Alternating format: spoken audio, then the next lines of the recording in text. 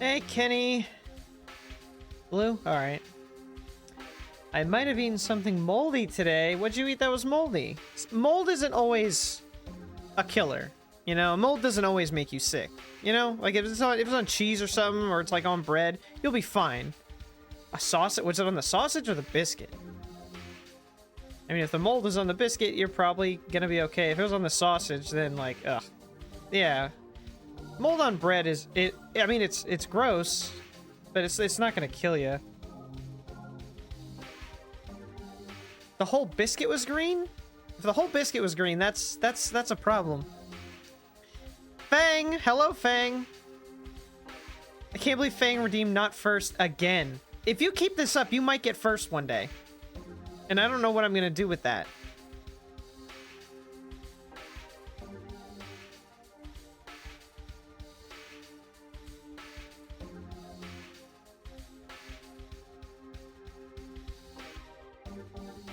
Yeah, you're probably fine, Kenny. It takes a large amount of mold to make you sick. Like, people mold up their cheese on purpose, and then they swear it's the best thing ever.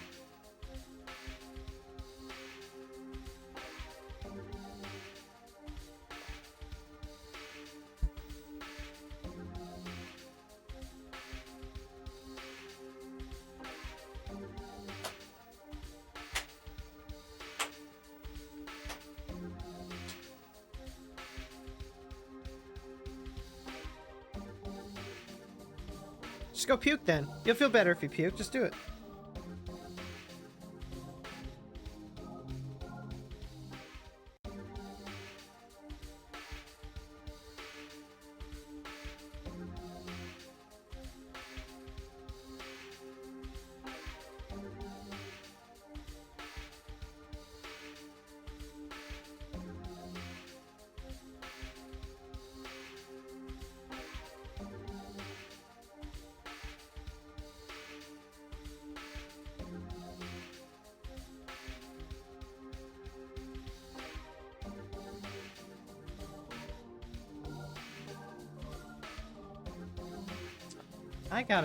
I gotta send all this shit out.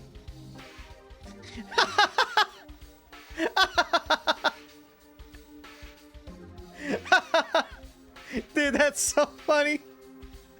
Oh, Kitty. Kitty said, I ate a moldy biscuit and it made me sick.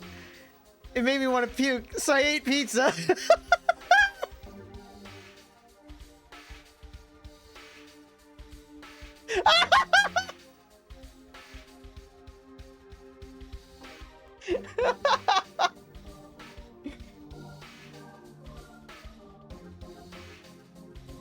That reminds me of that you know that old comic where the guy's like, oh, I think I ate too much pizza. Should I eat more? And then his coworker's like, listen to your heart, Kevin. And then his heart's like, Kevin, I'm dying. And he's like all bloated and swollen. And then the guy looks worried. And then that goes back to the heart and he's like, for more pizza.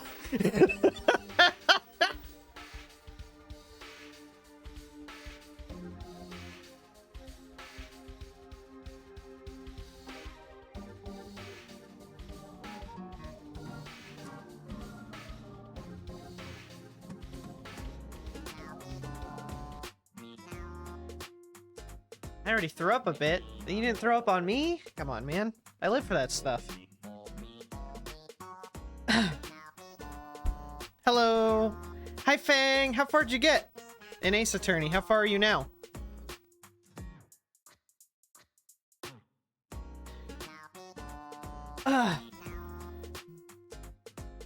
Partway through 3-1. Nice. So I'll tell you right now.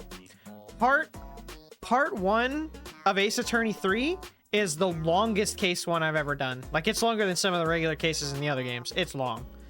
And case 2 is ridiculously long. There's so much going on in case 2. We only just got the case 3. It's a lot. Yeah.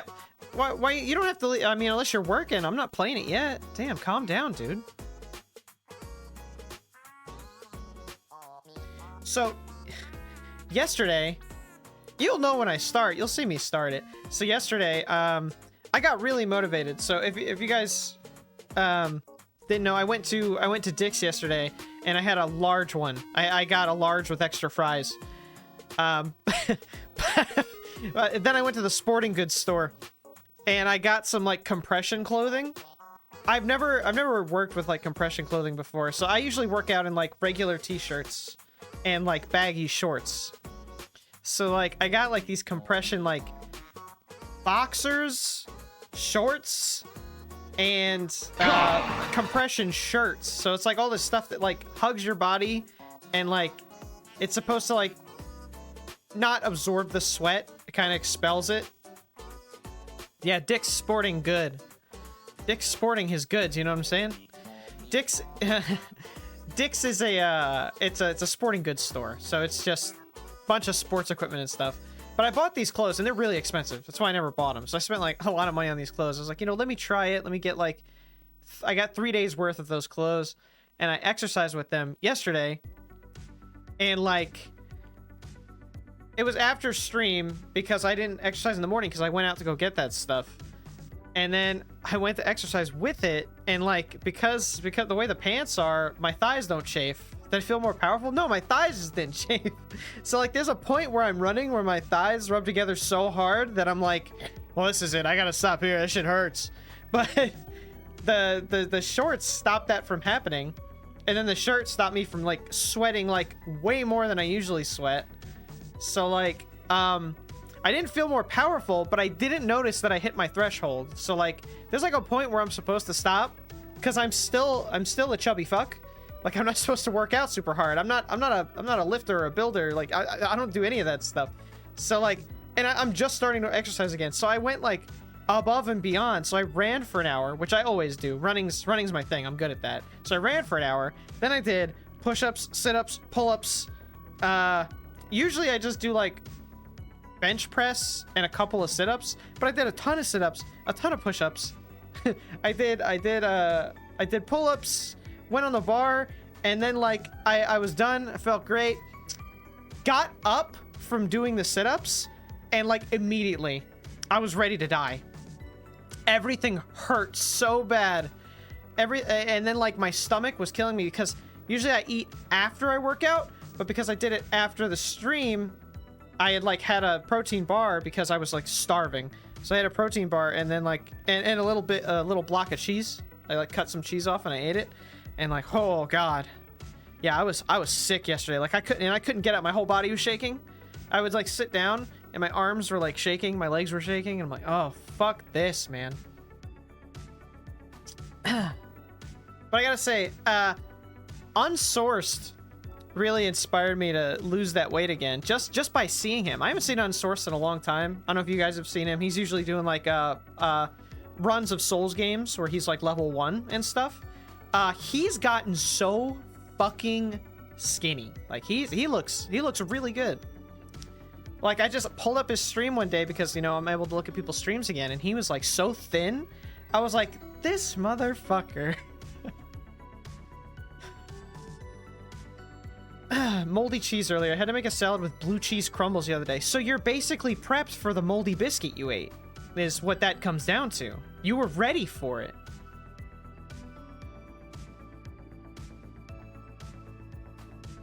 Please welcome the king of platformers, the one and only Byron! Hey, Byron. Oh, and I'm looking for an artist. Nerd, please stop eating mold. Don't tell him how to live his life. Fang, he's free. He lives in America. I need an artist. I'm looking for an artist. Every artist I know is either unable to make stuff right now, or they're busy, or they stopped working on art. So like, I need somebody to make me some emotes. I've got money. I'll pay you. I swear. God. I didn't eat it. I made it. I work at a restaurant. Well, don't throw up in people's food. A new artist? No, artist doesn't do artwork professionally. He does them in his own time. Everyone always says that. Artist he doesn't want to commission work because he's afraid he'll lose the love of drawing, which happens when you monetize things. So I appreciate that, and I don't force him to do anything. He just does, like, he does stuff here and there when he can. But he doesn't do commissions at all. So he would do all the emotes, but I'd have to wait like 6 months for him to get them all done because he does them on his time. And I want to pay somebody to get them done like within a couple of weeks. So it's kind of a, you know, I want it now. He is a sweet baby. We treasure artists. You made Georgie dance that one time in Secret of Mana? What? What are you talking about? Dude, I don't even remember playing Secret of Mana. I barely remember that. Oh, okay. No, because Georgie's different. Georgie doesn't have a job at all. Artist does have a job, so Georgie doesn't work, so I have to make him do something. Yeah, yeah. Like right now, he's still asleep. He'll be here in like, I want to say 40 to 50 minutes he'll show up and be like, ook ook, and he'll be like, yeah, I just woke up. It's me, Georgie. He's at the store? No, he wakes up, grab a brush and put a little makeup, then he goes out to do the thing with the shake up. Yeah.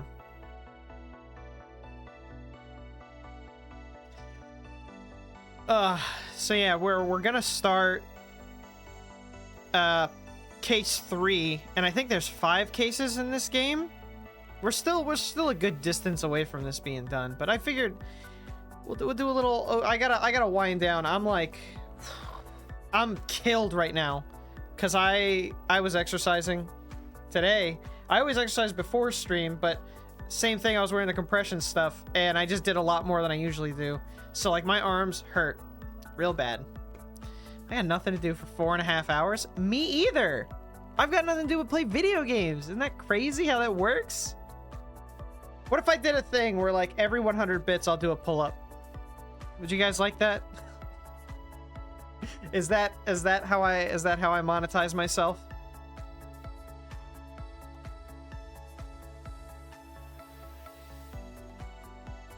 So yeah, I'm trying to find an emote artist. I got a lot of ideas for emotes that I think would be really good. I just need somebody to make them. Only if you're facing behind only if you do it facing behind where I am right now. No, I'd have to go outside. You exercised your body, now you're exercising your mind and my vocal cords. So we can see that turd cutter, that shitter.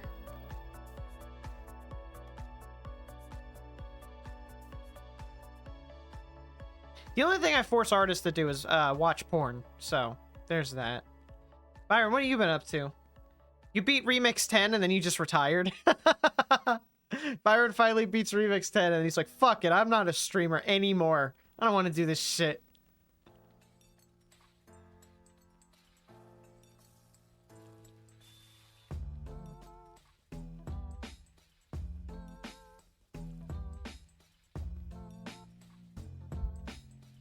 Time for Remix 11. I'll make it. I'll make a mod that's like stupid ridiculous. It's just, he finishes one game and then it fades to black and then it comes back up and it's another game every time. Byron loves theater rhythm. I can tell because I tuned into one of his streams. Been playing The End Is Nigh, a precision platformer, and hearing back from my YouTube thumbnail artist. I dwell amidst the abounding light of heaven. Come forth, thunder of the gods, dead hand, yeah, indignation. Well, well, well. Look who's back from Grandma's house. It's Artist.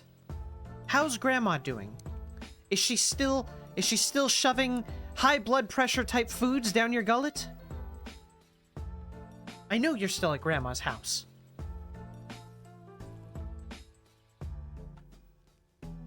My grandma's coming to visit. Apparently. I think. Once my brother moves here, my grandma's coming to visit. I've finished said food. It was very delicious. French toast. My wife, I told her the other day, I was like, hey, so here's what I'm going to do. I was like, I'm going to do the thing I did before. I said I'm cutting out bread and sugar, just cold turkey. And I'm real good at being able to do that. So I could just stop eating bread and sugar. And I got a bunch of like snacks that are sugar-free, low in fat, high in protein. So they all have that weird fucking taste after you eat them. And I was like, yeah, so just, no bread for me. If you make something, just make it so I can eat it without bread. And this woman, I swear, she can't help herself. She went to go cook dinner yesterday. And then I think we had like sausage with like, you know, sauteed vegetables and stuff, which was really good. But before that, she was like, how about eggs and toast? And I was like, really? I was like, I like just had this conversation with her, and she knows I eat like 6 pieces of toast with my eggs. I have no chill when it comes to eggs and toast. I will make 4 to 6 pieces of toast. I will butter them as soon as they come out so it melts on it immediately. And then I will make an egg sandwich, eat it, and then I will have the one to catch the yolk as it falls out. And then I do the same thing with the other one, and then I eat the toast that has the yolk on it. It's a lot of toast. I've got a problem, Byron. I'm working on it, okay? I just said that I stopped, okay? I stopped eating bread. I prefer grits? God. You freaking redneck? How toasted do I like my bread? It's like, you can't even call it toast, honestly. It's just warm. It's just warm bread. I toast it just enough that when you hold the toast like this, it won't flop. But it's super light. It's like as lightly as you can toast it. So that way, but it's not hot when it comes out. So I have to butter it right away so the butter will melt into it, because as soon as it comes out, I got to use that residual heat. You know what isn't light? Adoption. Oh, adoption. I don't know. I should have said orphans. Orphans? It's true. Snorlax is not light.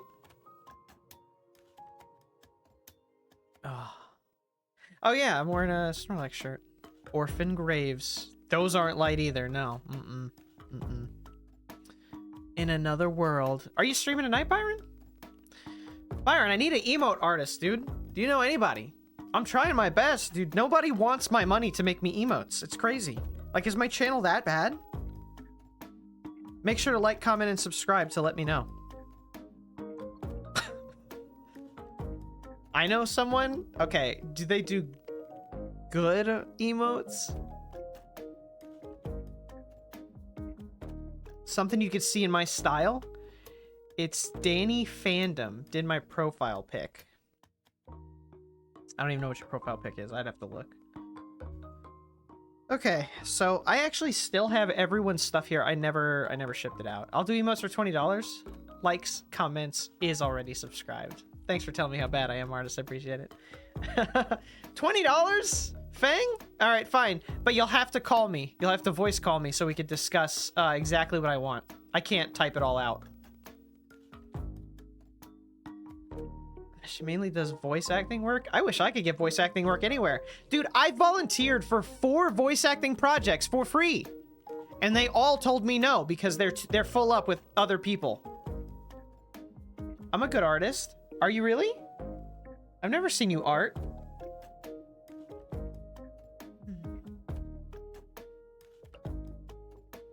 Prove it. Art right now. Do it right now.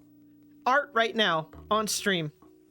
It's like Georgie telling me to do a backflip. Do some art. Do it. I'm poking you with a stick. Do art. I'm glad that your first instinct is to trust her. Maybe that's not good because she's lying to me. So I got Rico's address. I have Pop's address. I have Hero's address. I need Suppers. Byron, did you send me your address? I don't know yet. I haven't packaged any of this stuff yet.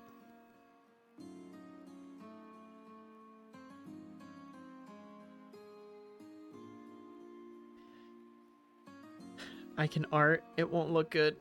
Well, then I just won't pay you. Also, you can't voice act because that job is replaced by AI. Just like artists quit their jobs because they're also... That's what... Yeah, no, it's true. It's very sad because it's true. It's all been replaced by AI now. Okay. Yeah, I think voice acting is going to go the way of the dodo. Because why pay somebody when you could just type it in the program? So I think that ship has sailed. I don't think I'll ever be a professional voice actor anymore.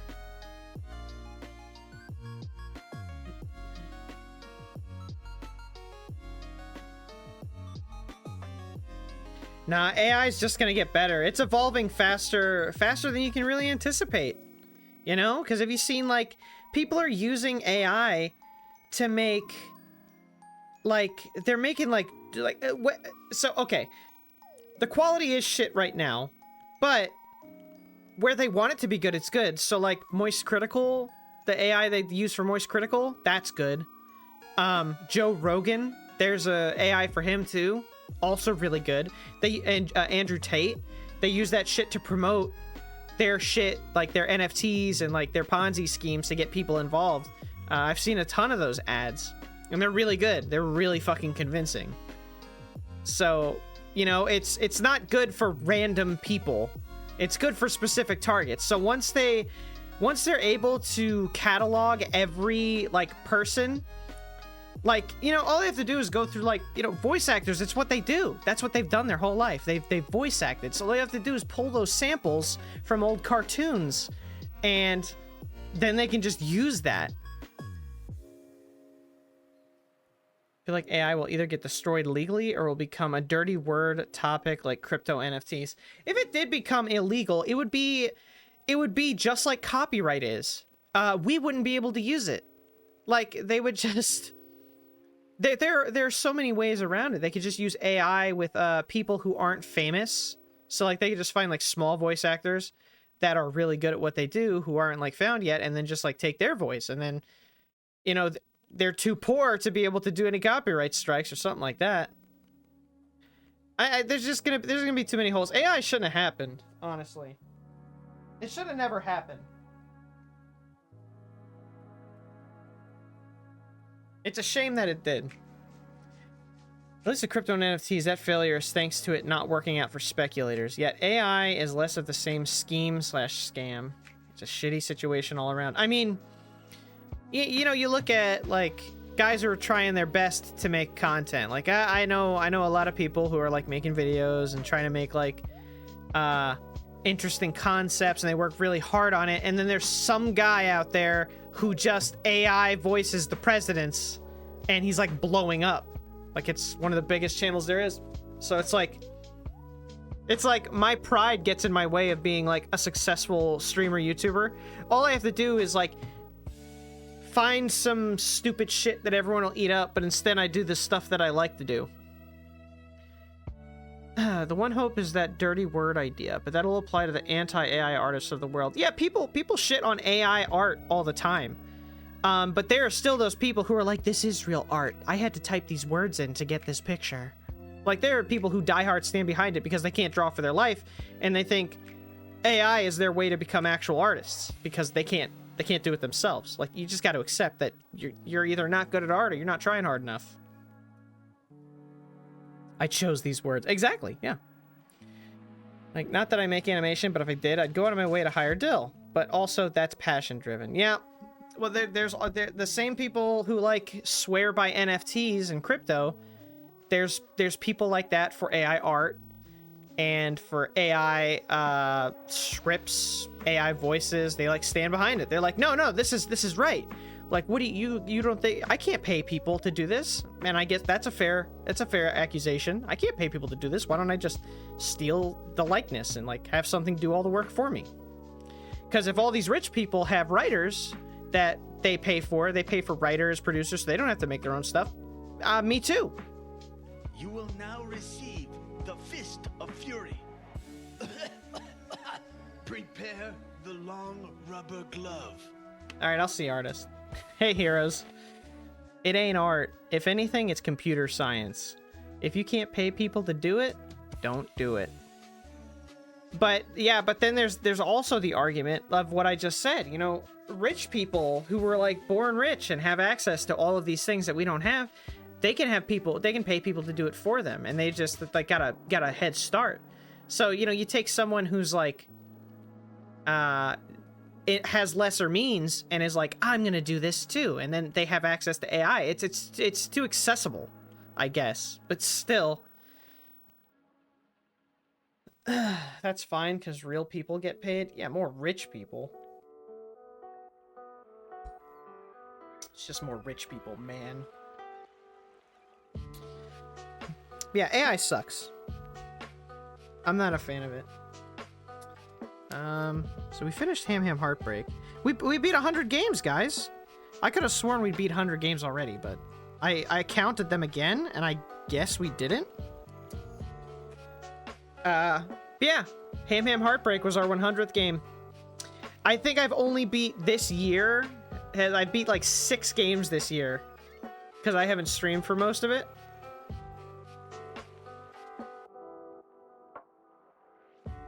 So, will naturally fall into its niche eventually. It just takes forever for legal protections to catch up to tech. Yeah. So I've got Yakuza 0 I've got to play for Squishy. Squishy redeemed that. So I'll just have to get with Squishy and find out when she's free so I can play that. That'll probably be like... That'll probably be a very scarce stream because I know Yakuza is a long game. And I have Yakuza 0.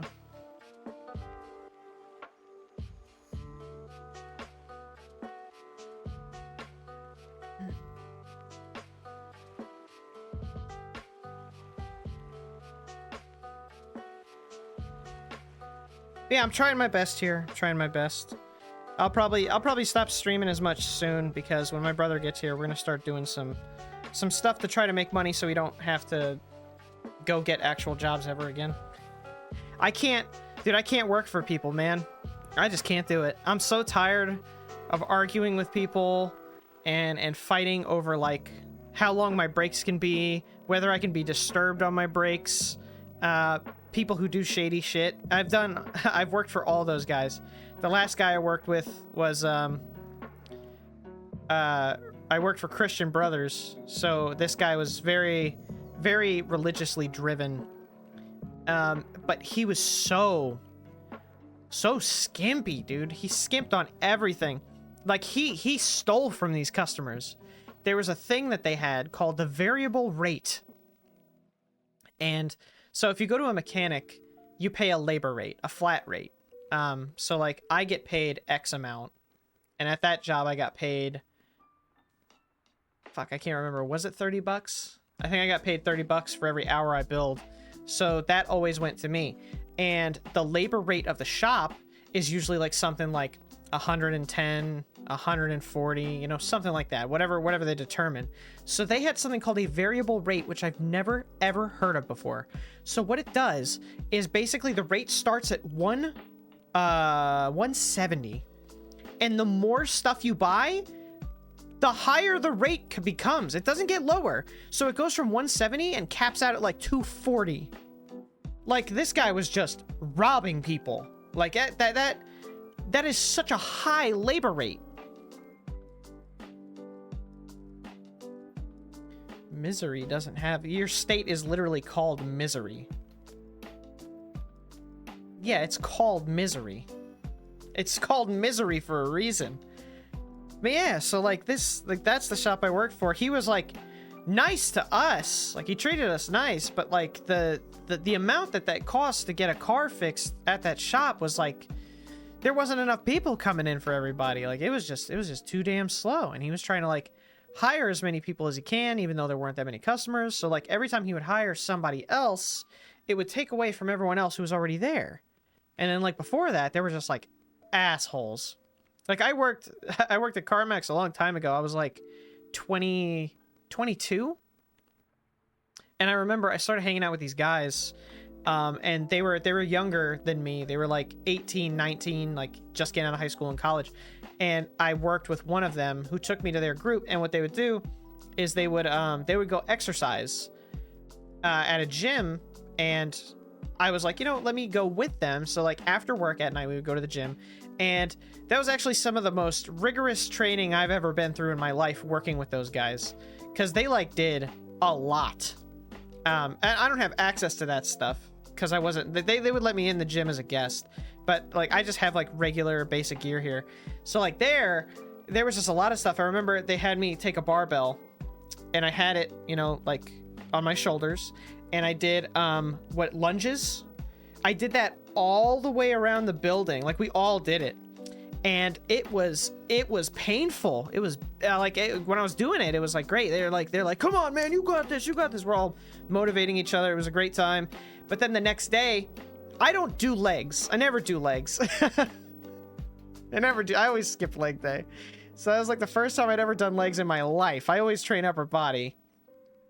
So my muscles were in such agony that like we go and or I go into work and like, you know, I have to rack cars. So I have to like kneel down, rack the cars, and then get back up. And I went to go rack a car, and my legs were so fucked up from what we did. I fell. I just like fell to the side and I hit the ground, racked the car still. And then I tried to get back up, and we were on a production line. So the lead came up and he was like, hey, I noticed you're going a bit slower today. I was still within time. I was still making the times, but I usually do it like a lot faster, but I was still making times. And he was like, yeah, I noticed you're getting like really close to the target time. Is there something going on? I was like, oh, I just started exercising. I wanted to, you know, better myself. So I started hitting the gym. My legs are really sore from last night's workout. And he was like, oh, I understand. So the day nearly finishes and he goes, hey, do you mind stepping in my office and having a talk with me? And I was like, yeah, sure. Like, I was literally like, whatever, didn't care. So we sat down. Like, I didn't think anything wrong was happening. Like, I was like, whatever. He just wants to talk to me about something. It's probably something he's telling everybody. We sit down and he's like, we need to talk about your performance. And I'm like, my performance? He's like, yeah, you were working a lot slower than you usually do.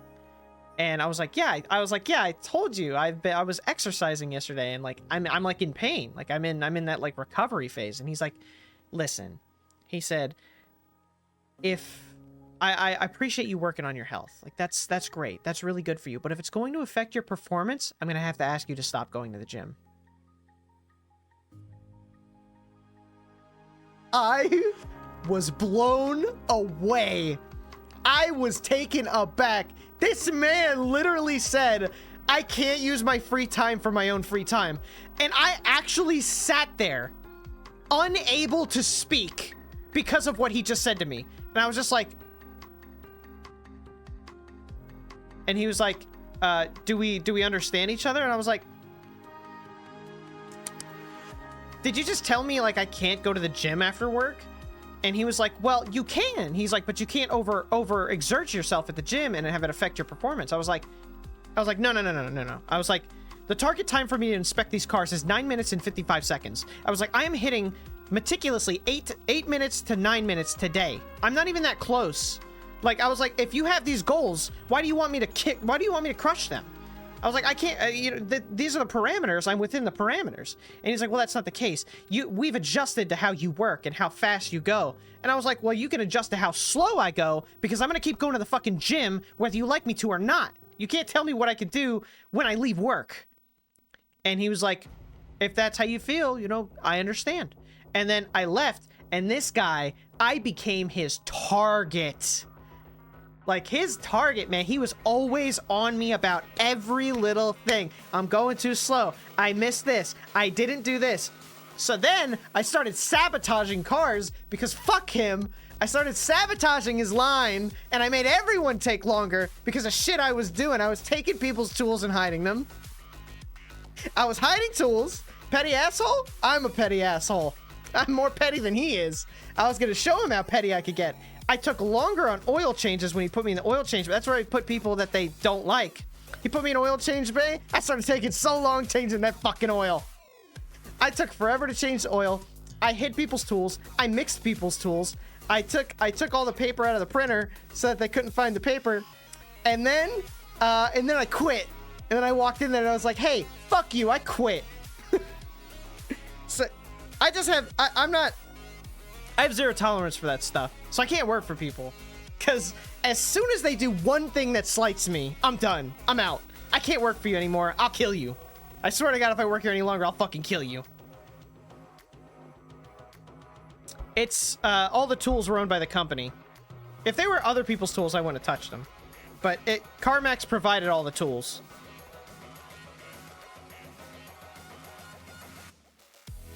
Yeah. And then I worked at another shop, the one I worked at when I lived in Hamilton. That shop, it was just, they were great to the customers, but they treated us poorly. So like, they pushed so much work onto us. Like, it was just beyond what we could handle. And we were paid hourly, that's why. So instead of getting paid the flat rate, they were like, it's the opposite. Instead of trying to not give us work so they don't have to pay us, he was giving us more work than we can handle so the shop could make a lot of money. So he started it was a 5-bay shop. There were 4 of us working there. And so we all got 1 bay and the one guy in the back got 2. And then he would like give me a car, and then he'd give me like a dually truck to pull on the alignment rack, which was another bay that was there. And then like he'd have us like running around working on like 7 cars at once to get them all done by the end of the day. And they were super nice to customers. If anything was ever wrong, we'd bring it back in, we'd fix it, whatever. But he was putting way too much pressure on us. That's the best place I've ever worked. I'll say that. Best place I've ever worked as a mechanic. But he was still putting way too much work on us all at once. It was way too much to handle. For all the work they were giving one person was just, I would get home and I'd be so tired that I couldn't do anything. Like, I worked 8 hours. It was a good shift time, but we did so much within the 8 hours that I was like toast. By the time I got home, I was like decimated. There was nothing else I could do for the rest of the day. And the Christian Brothers job, the one where I got like no work, but I got paid a lot, I had to be there for 12 fucking hours, and then I had to drive home. So I spent 13-hour days there making not as much money as I should in 13 hours. Like, I would work 13 hours but only get paid for 7 is how it was. And it was awful. It was also awful. That time I would go home not able to do anything because I was like mentally exhausted. There's like nothing left in the tank. I would have to sit there and like entertain myself without, you know, I couldn't go play games. I couldn't watch TV. I couldn't do whatever I wanted. Like, they would literally just have to sit there and just wait until they gave me something to do. It is a hell of a job. Mechanics are treated very fucking poorly.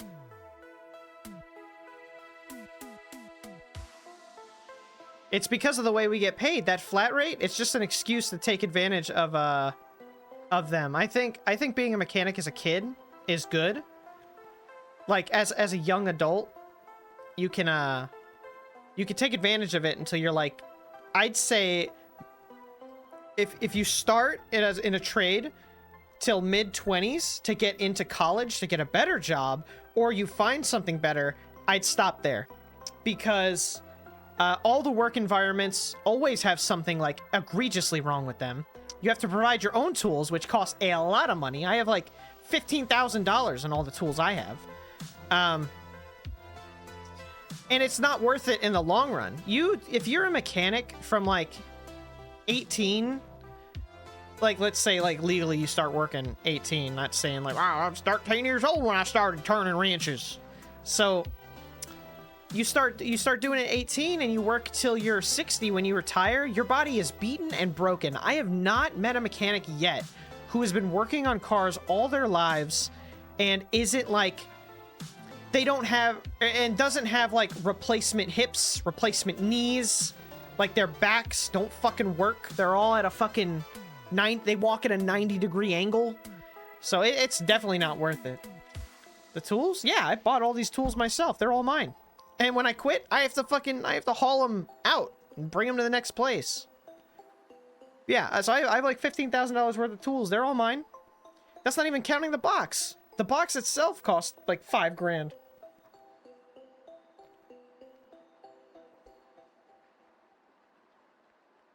Oh, I've invested a lot more in myself.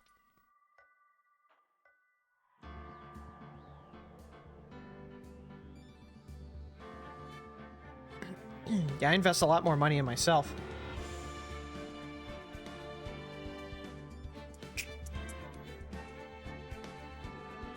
Whew. Yeah. We going to court now? Yeah, it's probably about that time. It's about that time.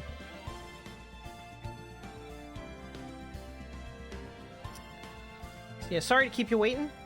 I just wanted to bitch about stuff because it makes me feel better. 45 minutes in. That's right. That's right. That's because when I play this game, I can't talk. 45-minute trauma dump. Welcome to my channel. Welcome to my Twitch. Don't act like you don't trauma dump here. You just trauma dumped about mold as soon as you got here. Come on. This is the trauma dump station. All aboard. Yeah, it's just when I play the game, I can't talk. There's nothing I can talk about because I gotta read the whole time. So there's no real discussion.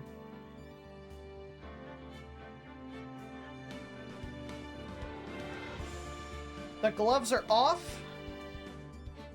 And the blankie is on. All right. Now's the time when everybody leaves because you're gonna get spoiled, guys.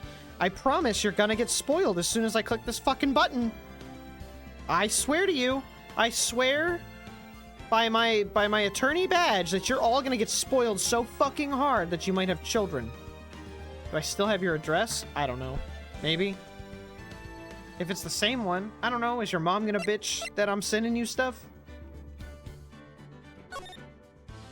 Alright. We're going in. Episode 3. Recipe for Turnabout. Part 1. Investigation. So I have not started this yet. This is gonna be fresh. It's gonna be new. Just cool with it? Good.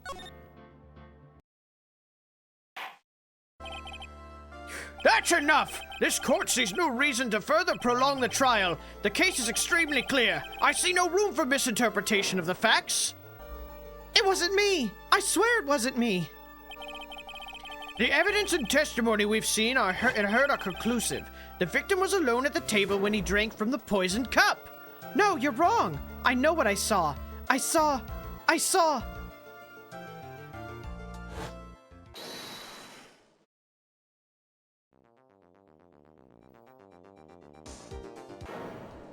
saw someone else there! A man! He's the real killer!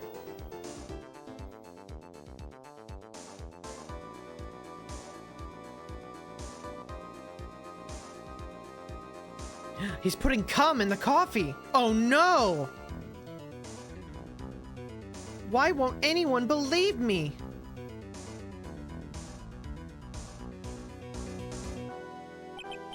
Well, I'd say that pretty much wraps up this case, wouldn't you? Mr. Wright? This court finds the defendant gay.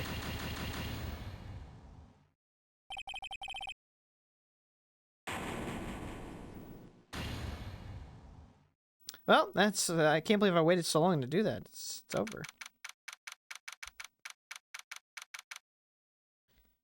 The heck is it? I thought I had it in here. Hold on a second. Where's my game, dude? It's gone! My game button is gone! Oh, here it is. Game! I finally found it. Sorry, it's too late. Game! January 6th, 10:03 a.m.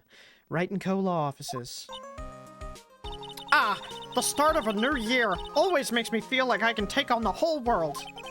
I bet it does, Maya. So, I've decided that our resolution should be 1080p! What do you think? Sure, whatever, Maya, but I think maybe you've had more than enough mistletoe cake. Never.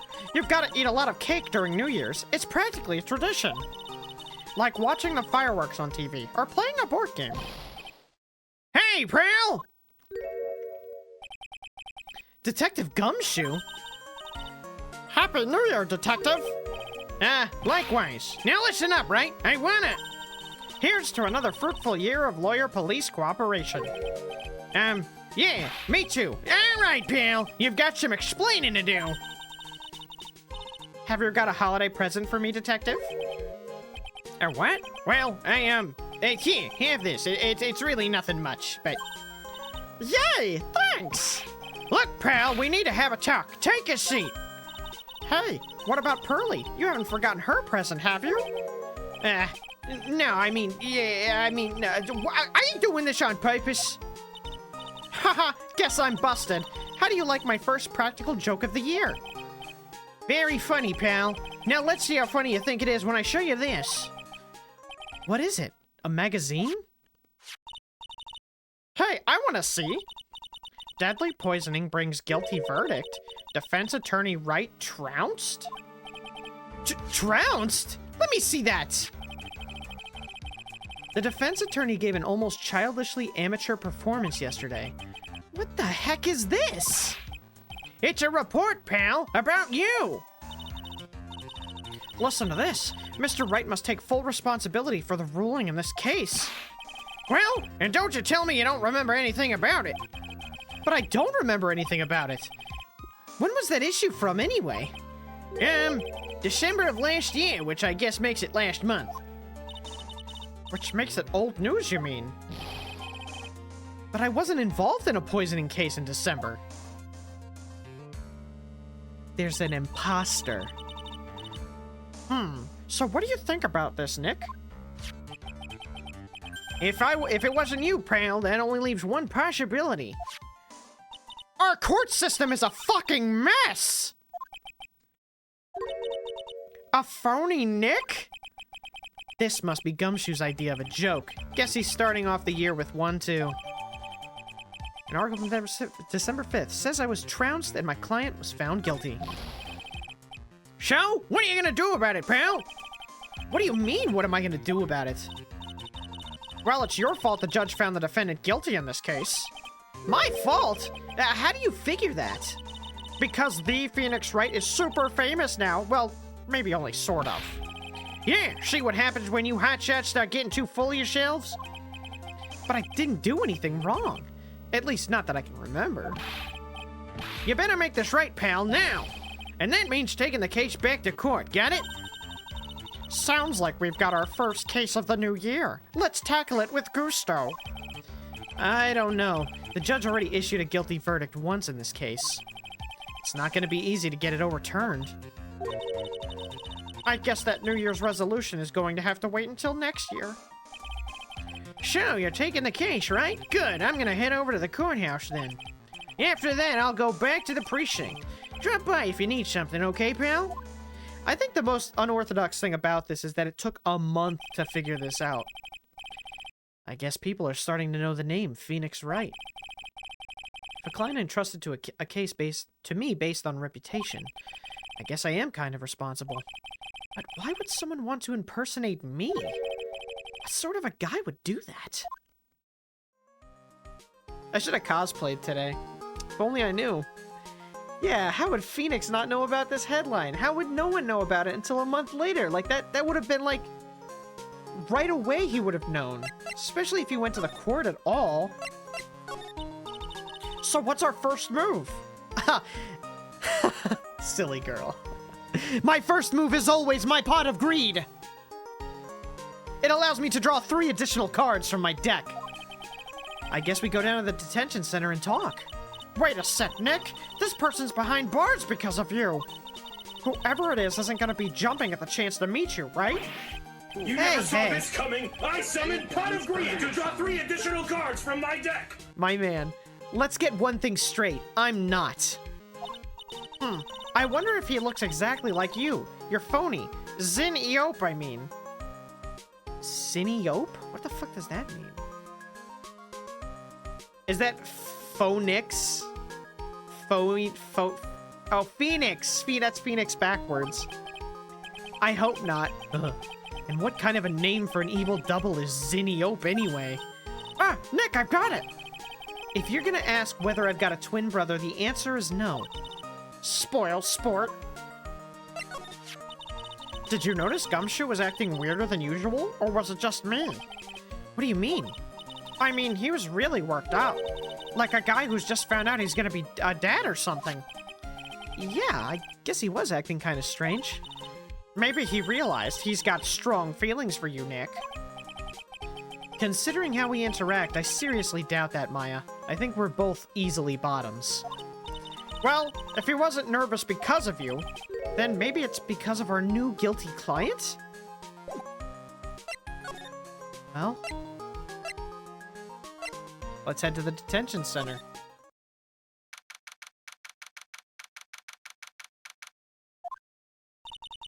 This is so nerve-wracking.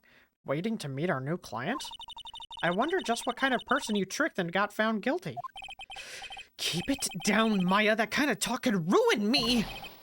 How could you, Mr. Right? Did you do me? They put me in solitary hospital for crying. Aren't you? Yes, I am. I'm totally, utterly let down. Are you? Don't pretend you don't know me. It's me, Maggie, remember? Maggie Bird. Maggie Bird? Oh!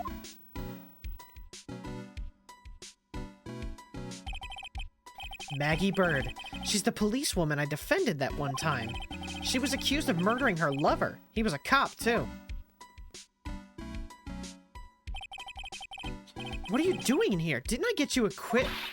Oh, sure, very funny. After that fifth-rate defense job, you come in here and start making jokes. You better hurry up and tell her what happened, Nick. Oh, I see. So that's where we stand right now. In the Rub room. I'm sorry, you've been caught up in another murder. My whole life has been nothing but a whirlwind of bad luck and failures. I vaguely remember her saying the exact same thing last time. But I don't mind. What's one more disaster in my life? At least now the real Mr. Right is here with me. I won't let the world keep me down, sir. Beautiful.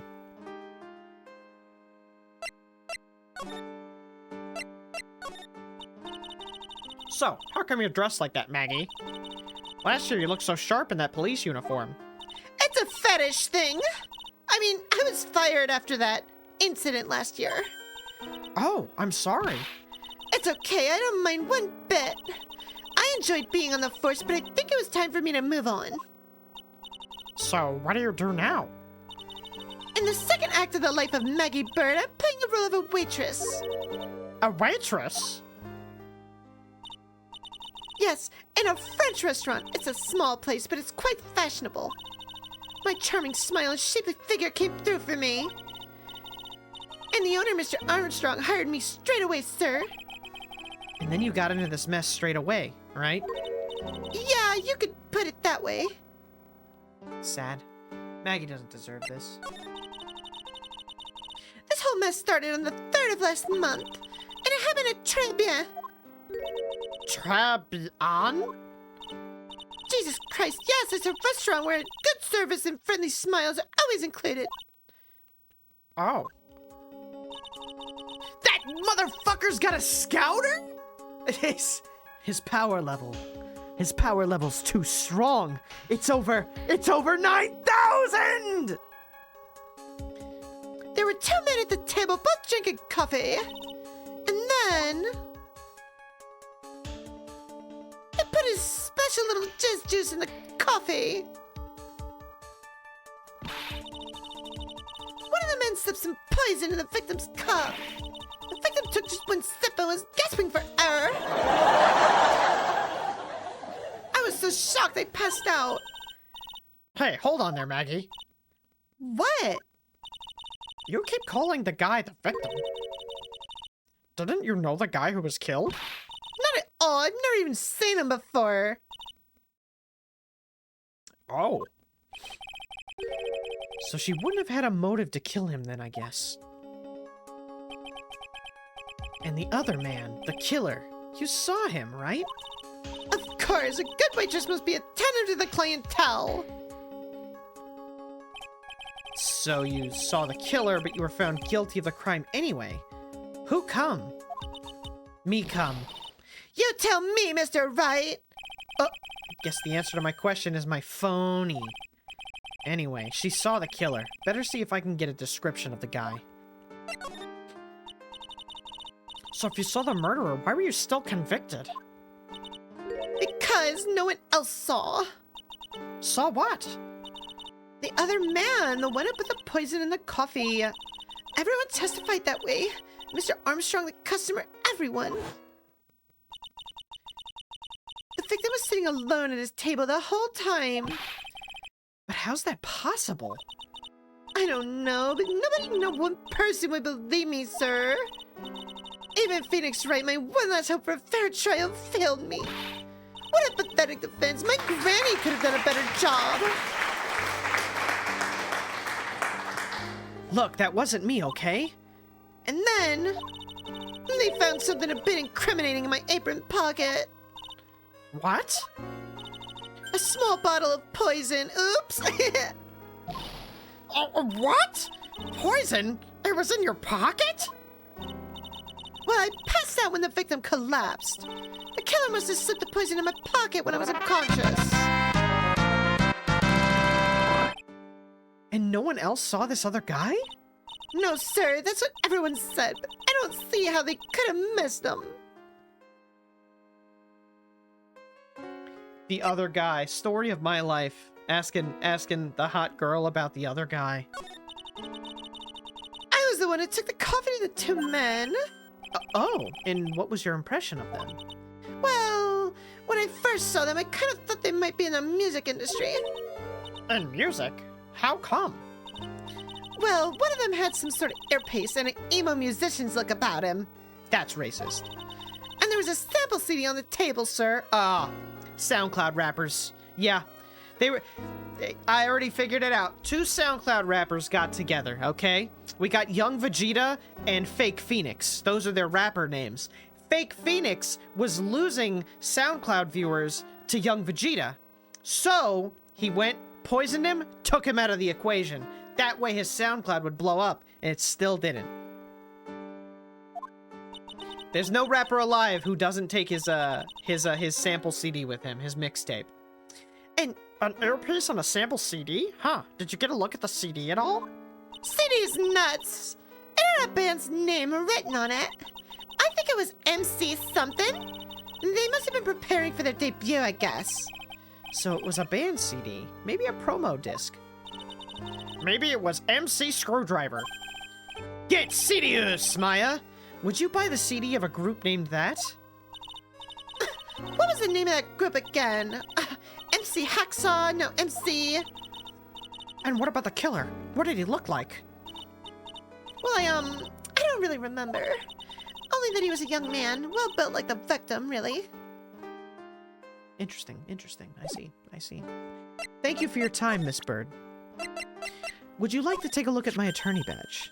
That badge, is it real? Of course it's real! That's what they all say, but I've been duped before. Give it to me for a sec. She bit it? And I left a few teeth marks too. I can see that. I just wish I could remember if that means it's real or a fake. I said it was real. Oh yeah, I need to ask you about this. Hey, this article's about my case. Can you tell me anything about the guy who was pretending to be me? Yes, sir. It was a morning after I'd been arrested. I met you in the visitor's room here. You were wearing one of your super sharp suits. Me? Yeah, you, Mr. Wright. Hey, Maggie, was my evil double I am here too? No, I don't remember a phony you, Maya. Oh, it would have been so cool. Then you got really worked up and passionate. I'm gonna get you. Cleared up this crime, you said. Okay, I get the picture. But you've met me in person before. He's talking in slang. He's definitely a SoundCloud rapper. So how come you didn't realize that guy wasn't the real me? All we have to do is find out the band name, okay? Hear me out. We need to find out the MC's name and look at his SoundCloud, and he incriminates himself. They always do. We just need to go on there, and he will basically have a playlist of all of his crimes. And then we win. I guess looking back now, it was a little strange. Only a little? Well, okay, so you were a bit taller than normal, and you looked a bit shady, kind of slim. And your voice was a bit weird. Oh, and you had this kind of funny accent, and... So the guy was nothing like me then. But he had your spiky hair and blue suit. Is that all it takes for someone to imitate me? How about everyone else in the courtroom, like the judge and the observers? Didn't they realize he was an imposter? Everyone had these big question marks in their faces. But it seemed no one wanted to say anything, sir. This case just keeps getting weirder and weirder. Mr. Wright, do you think it's possible to get a retrial? Probably. The court ruled in the absence of a genuine defense attorney, so we should be able to get a retrial. Mr. Wright? Do you think we'll win next time, sir? My life has been a full-course meal of bad luck, complete with defeat for dessert. Since I was 6 months old when I fell from the 9th...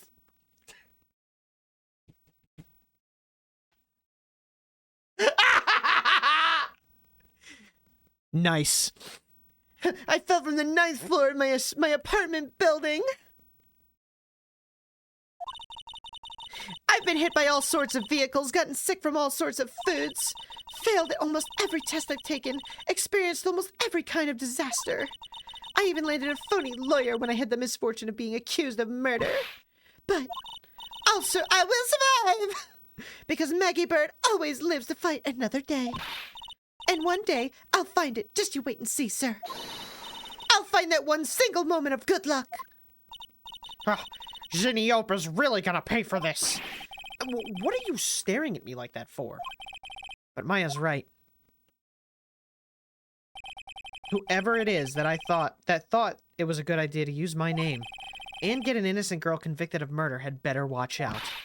We'll find him. Don't you worry. We'll get Ziniope for you. Thank you. I'll tell you where Tre Bien is then. Right, the restaurant where the murder took place. Yes, sir. When you go, please tell Mr. Armstrong I said hi. Sure. All right, Nick. Let's go check out this restaurant and its food. Let's go. We're going straight there. Fuck criminal affairs. Who has affairs with criminals anyway? Ugh.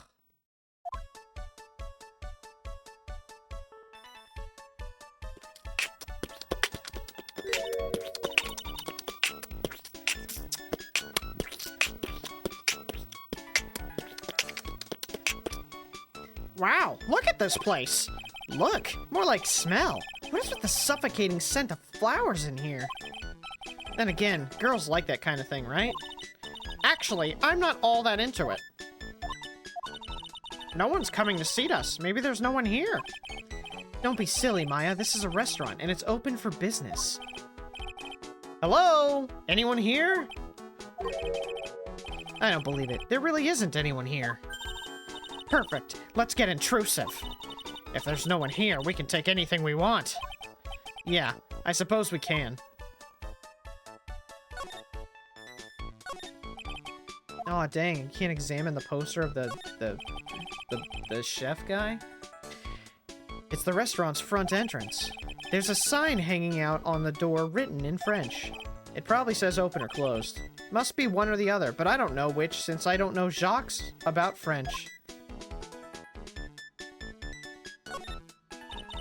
It's a rack full of fashion magazines, and they're all in French. Can we talk about the piece of paper lodged behind it, though? Why don't you try wearing something a bit more chic sometime, huh, Maya? Yeah, I guess I could. I'm always in my acolyte clothes, aren't I? It'd be fun to wear normal clothes every now and then. There's something stuffed in behind the rack. Thank you, Phoenix. Looks like a sports paper to me. Hey, and look at this. Someone scribbled a little doodle on one of the pages. MC Bomber? And 1, 2, 3, 4, 5 zeros? $100,000? Maybe? I wonder what MC Bomber is supposed to be. This paper, it's from December 3rd. This paper's from the day of the poisoning. What? Interesting. The plot Dickens. A paper from the day of the murder. This has to be a clue. I should see if I can find out some more about this paper.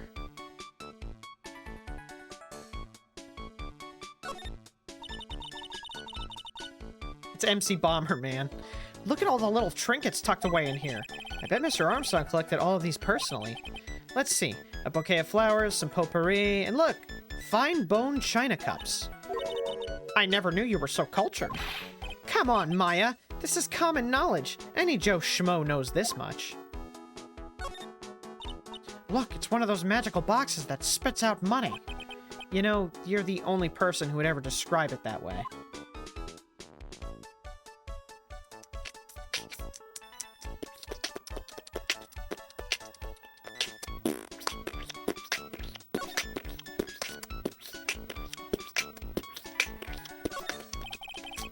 The table's set nicely. It just needs a customer.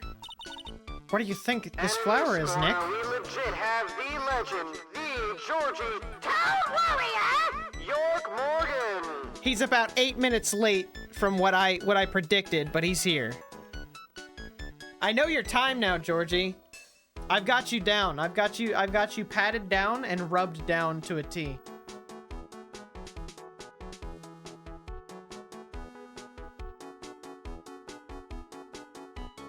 Welcome to the rub room.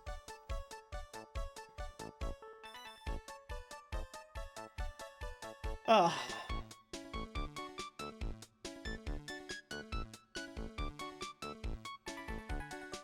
What do you think this flower is, Nick? Let's see. Well, doesn't look like a tulip, and it's not a sunflower, I don't think. Duh, even I could have told you that. Well, those aren't the only kinds of flowers I know. Dagnabit. I'm a lawyer, not a botanist. Dagnabbit, that's what he said. Dagnabit. I thought he was saying another flower. This restaurant has partitions that separate the tables. When you're seated at a table, you can only see the tables to your right or left. God forbid you have to look at people while you eat. I already don't want to be around people. Wow, it's a beautiful winter wonderland out there. Really? Cool, I love snow. Let me see. Huh? It's not white. It's not even snowing. Got ya. I was only kidding, Maya. Nick! There are lies that are okay to tell and lies that definitely aren't. All I did was tell an itty-bitty white lie about non-existent white snow. This must be the table where the murder occurred. Hold on a fucking second. Time out. Time the fuck out. The murder was a fucking month ago. They still haven't cleaned up the fucking crime scene? What the fuck is going on in Japanifornia?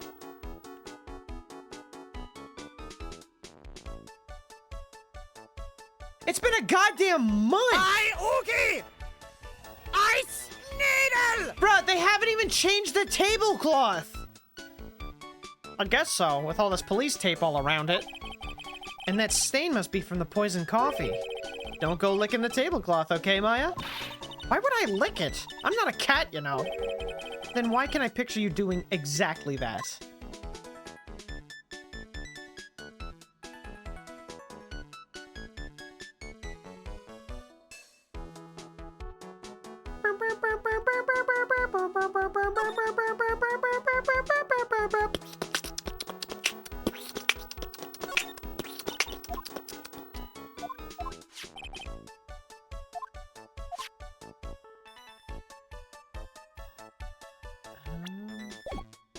Yeah, let's save. People nut on the coffee that's still on the table. All right, how do I leave again?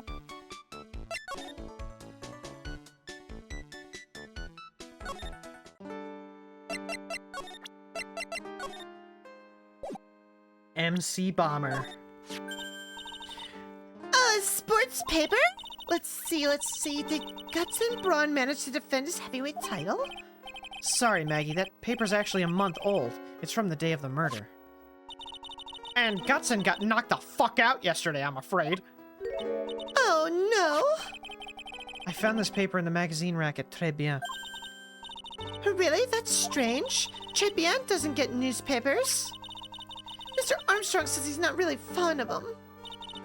Then maybe one of the customers left it behind. Anyway, what I want you to take a look at is this scribble. Aha! That's it, sir! MC Bomber! That was the name of that stupid CD! Just as I thought. A SoundCloud rapper.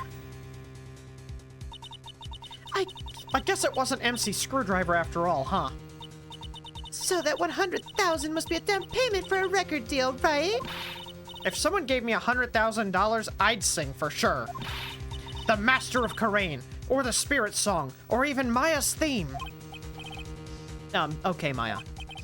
So if the sample CD was on the victim's table, that means this newspaper may have belonged to the victim. You're right. So the victim left this behind on the day of the murder, huh? I think we better step up the investigation, don't you, Nick?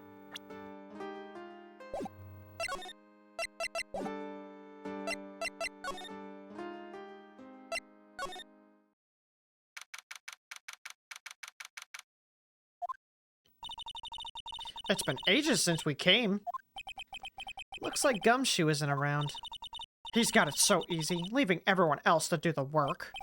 No, he's out there somewhere. My bet is on the courthouse. He's probably trying to arrange the retrial of this case. Guess that means we should go to the detention center and chat with our killer, huh? After being convicted without a fair trial, I'm not sure the killer is the right label. The right label is MC Bomber. MCP Pants. I like candy! That must be one of the detectives. He's mumbling something to himself. Don't die running a red light. Die the old-fashioned way, of old age. We have a winner. Inject a bit of humor? That's the key. He must be coming up with slogans for a safety campaign, I guess. But he's watching porn. These are the detectives' desks. There are computers and files on each one. Funny. They're a lot tidier than I expected. I guess the detectives don't spend a lot of time at their desks.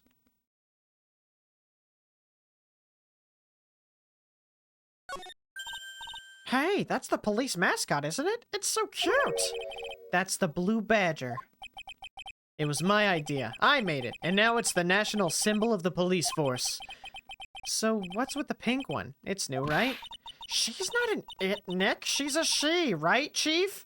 Bro. Maya. In this climate, you can't just label people with pronouns like that. Yep, meet the Pink Badger. So one's called Blue and the other's called Pink. But they're both called Badger? You got it. They're married. Mr. and Mrs. Badger seem to be cuffed together, Chief. You got it. That's marriage for you. Whoa, a mascot that's deeper than the deepest of deep oceans. This must be the chief of the detectives here. He's glued to his computer screen. What? Master Mask turned up at the bank? What's he doing? Hands up, you scalawags. You're under arrest. Hey, that's our job. Looks like Ron Delight's opted for a new career. Quit surfing the net, Chief. Sorry, I was just, Things feel pretty tense in here. Let's fucking leave.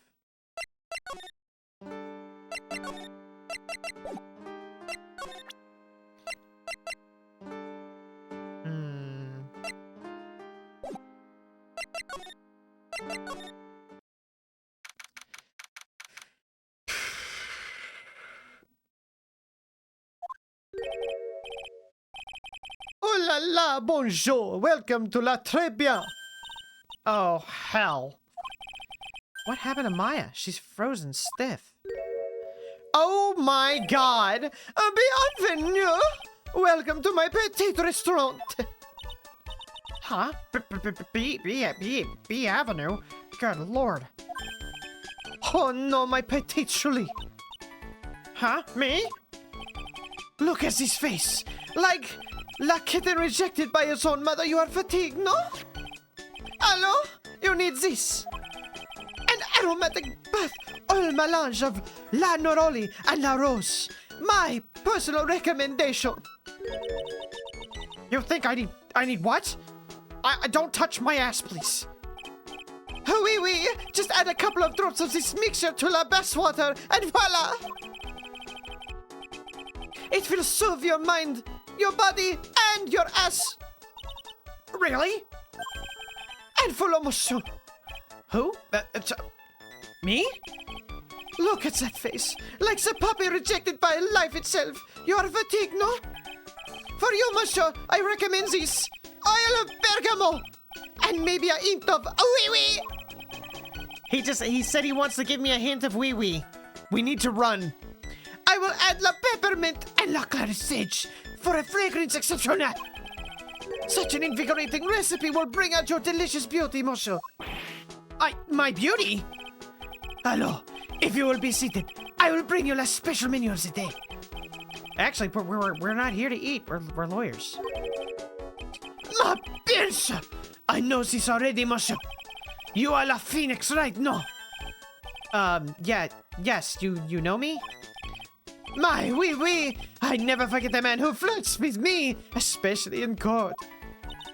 I guess he was cross-examined by our mysterious Sen Eop. Looks like everyone has to do with this case already knows who I am. I wonder what sort of impressions Zinniop been leaving on people, don't you? Allow me to introduce myself to you again. I am Jean Armstrong. Enchanté!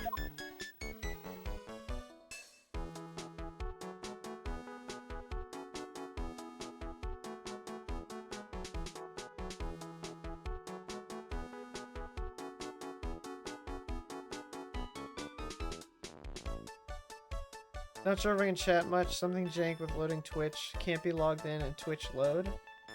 Huh. I think Georgie was complaining about it too. Maybe it's just Twitch as a whole. Yeah, so this guy looks like he's preparing for some crumbs on his chest, like just crumb all over him. The crumdiddlyumptiousness. His hair looks delicious. Like it looks like yummy cinnamon rolls.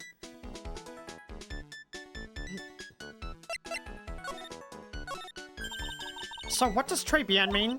You know, très? That means 3, right? No. Très bien is François. In English, you would say very good. Oh, very good. Oui, exactement. La atmosphere is très bien, and la cuisine is très bien. If the food's so good, why aren't there any customers in here? My cuisine is not for all. Some people say do not appreciate la hot cuisine. I thought everyone liked hot cuisine. Since I have lost Maggie, I do not have enough ants. So you're running this place on your own now? Oui, for a moment. No one has answered my advertisement yet. Oh, pour moi. He doesn't have, motherfucker's got 2 tables in this restaurant. He ain't got enough hands for it. It's because he's always touching himself. Look at him. Look at him. Look at him gripping himself like that. Like, damn. Scrumptious. Please don't eyeball me while you say that, Daddy. I am the chef. I am the manager. I am also a trained aromatherapist. A roaming what? A practitioner of aromatherapy. The art of soothing the soul with the delicate floral aromas. Delicate?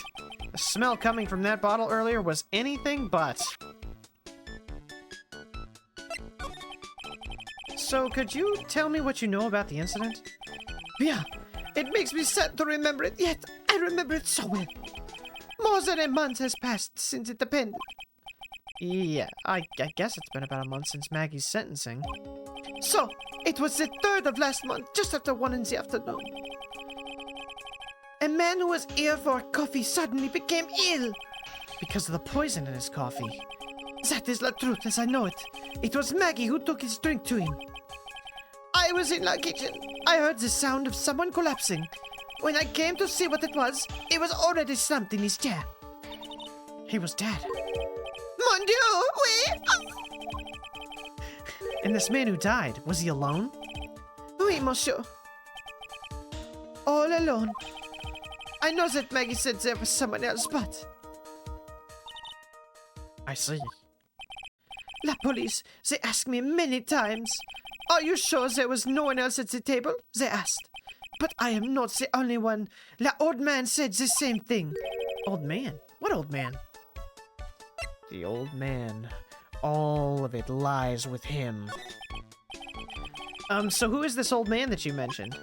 At the time of the murder, there was another customer in here. What? Someone else saw? My, oui. As usual, he came alone that day. At the time of the murder, he was there.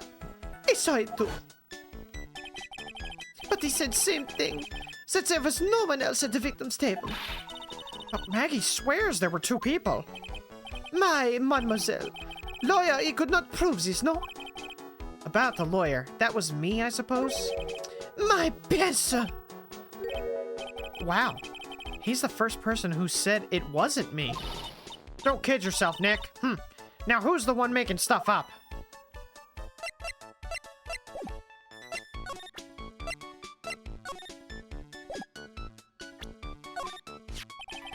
We found this sport paper in the magazine rack here. One of my customers must have left it behind. Do you have any idea which customer it was? The only ideas I have, mademoiselle, I save for my kitchen. Interesting. I am not a lawyer myself. I do not wish to speak out of turn. But your defense in court that day was a little, how you say, lacking, perhaps? Even a Frenchman who could not speak any English could have done better than you, dumbass. You are very cool, though. Ah, oui, oui. So handsome. Wow, I wonder just how bad the defense could have been. Every time you open your mouth, the old courthouse stirred. Oh man, that is something I don't want to imagine. Please, monsieur, there is no need to show me that. You are Mon Phoenix, right? The worst defense attorney in town. I think I can imagine how he formed this completely wrong impression of me. The last time we met, did I show you this badge? Oui, you flashed it to everyone in the restaurant. Looks like Zinniop is a bigger fan of flashing his shit than you are, Nick. Interesting.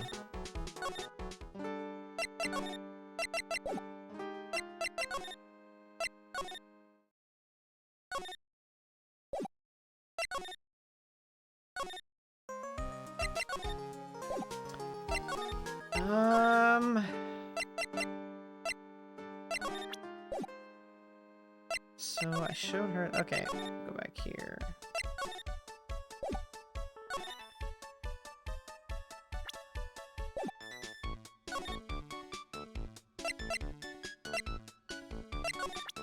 I mean, I showed him everything. I didn't show him the profiles. Maggie was a policewoman once, n'est-ce pas? Yes, but she had to quit for, reasons beyond her control. Oui, oui, she was la suspect in la murder investigation, no? Oh, you know about that? That is why I gave her la perfume for happiness. Happiness perfume. Oui, blended from bergamot, like I have given to you before. But she's been arrested again and found guilty this time. Is that what was in her pocket? This is true. A natural aroma of unhappiness must have been very strong. Just admit it, your perfume doesn't fucking work. I am not surprised she was the prime suspect. After something like that took place before my very eyes. Something like what? What's this guy talking about? Does this mean Maggie did have a motive? We've got to ask this guy for more info. Stat! When Maggie took the coffee over to the victim, did anything happen? Oui, I suppose you could say so. So what happened? No, it was nothing. Look, Maggie says she didn't even know the guy. But she's still been indicted for murder.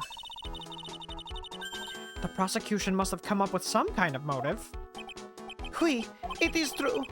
If there's anything at all between Maggie and the victim, it could be relevant. So please, tell us anything you know.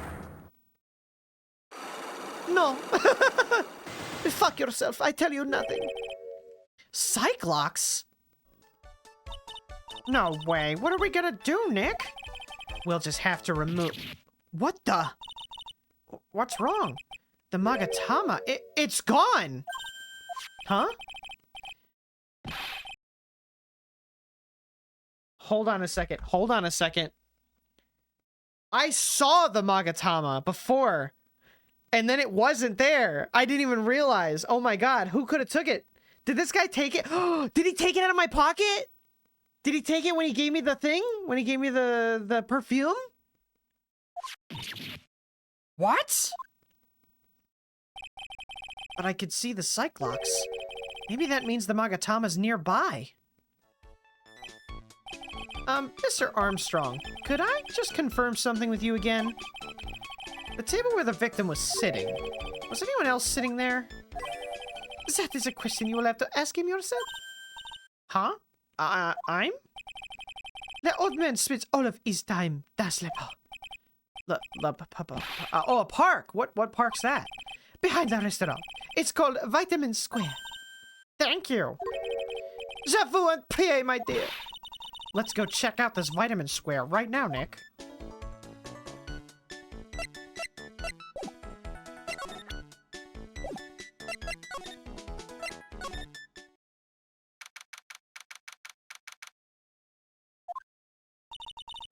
So this is Vitamin Square. Yeah, I see where they get the name from now. It's the fruits scream vitamins at you. Hey, Nick! That's the guy, right? Isn't that the old man Mr. Armstrong was talking about? That grouchy-looking grandpa? He's throwing seeds out for the pigeons. Doesn't he know you're not supposed to do that? Maya, he's not throwing seeds for them. He's throwing seeds at them. That's what you're supposed to do.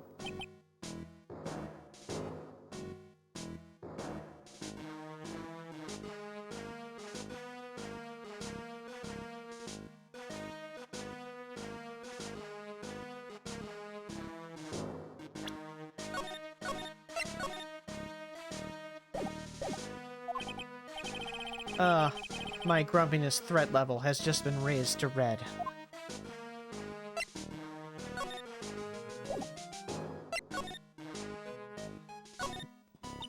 I used to love sandboxes like you wouldn't believe. Really? You? Sure, finding iron filings in the sand with a magnet was my favorite thing to do. Iron filings? Wow, that's too exciting for words. It was my ambition to collect every single shred of iron in the sandbox. I was such a kid back then. So did you manage to get all the iron? No, I never did. I think I came. Come to think of it, I still have all the iron filings I found way back then. You want them? No. This place is so fruity.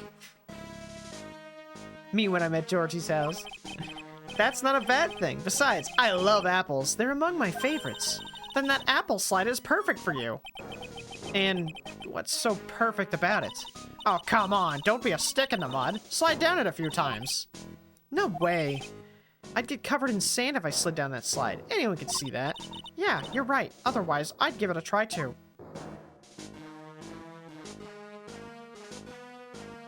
There's so many birds here. Why is this one white? Hey, look, pigeons. Yeah, and heaps of them too. Did you know that pigeons are a symbol of peace? That's a dove, not a pigeon. Poor things. So they can't be symbols of peace and harmony just because they're gray? Is that it? You're overthinking this, just by a smidge, Maya. Oh, there's a magazine here. It's a magazine full of job listings. You disgusting rogue! Pick up something someone else threw away! Threw away? Did you throw this away? Are you looking for a job?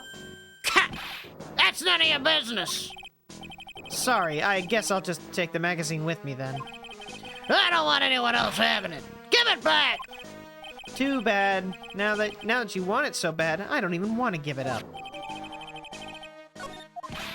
Hey, that's mine! I feel like I need to cover my nose when I talk for him. That one of his flew his flock enjoyed.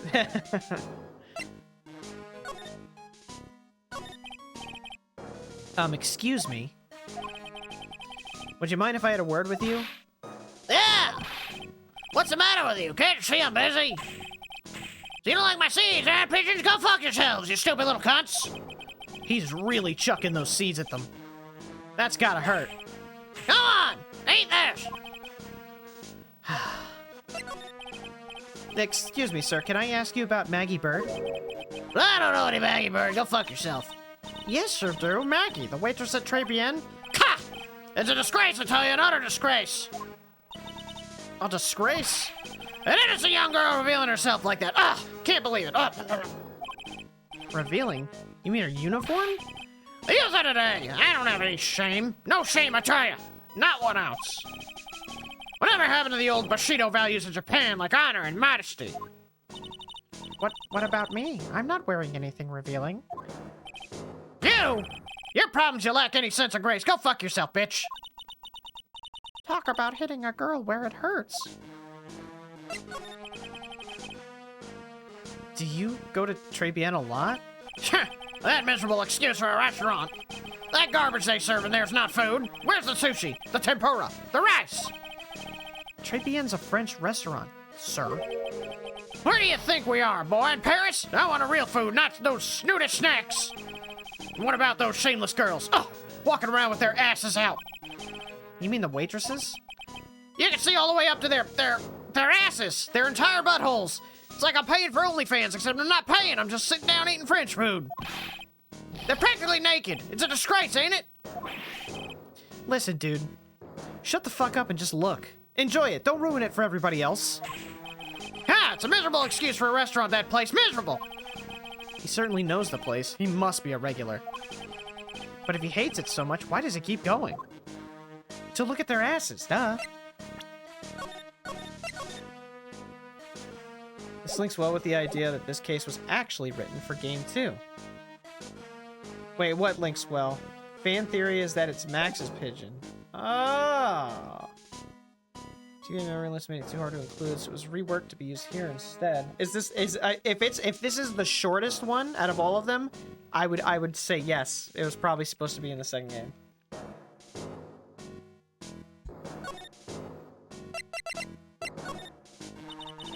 Are you a regular at that restaurant, sir? It's just if you dislike it so much, why do you keep going there? Is it maybe because you're objectifying women like the old pervert you are? Sir? Hey, you filthy pigeons! You want food? Yeah, take that! He must be hiding something, right? If he is, I should be able to see a cyclock or two. Oh, wait. I don't exactly have the Magatama right now, huh? Remember, Nick, that Magatama is only on loan. You better find it or I'll kick your ass. If Pearls ever gets wind of this, I'm gonna be in a world of pain.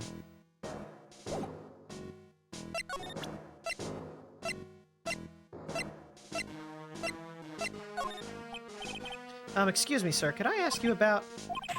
It's going nowhere.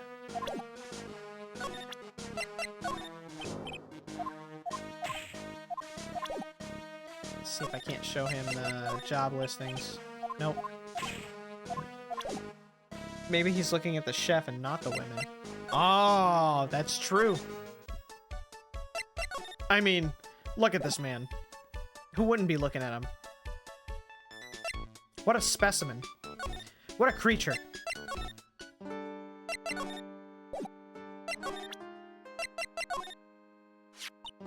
Mackie? Are you looking for some part-time work, Maya? Why don't you take a job at the restaurant? I bet Mr. Armstrong would hire you. Really? Me? It's pretty cool being a waitress, you know? And in the kitchen, you'll get to see all the chef's greatest secrets. What secrets? You can't make it obvious, but just spy on him for a bit. You'll see. It's interesting. He fucking sticks his dick in all of the food. Wow, I can't wait to get my apron on now.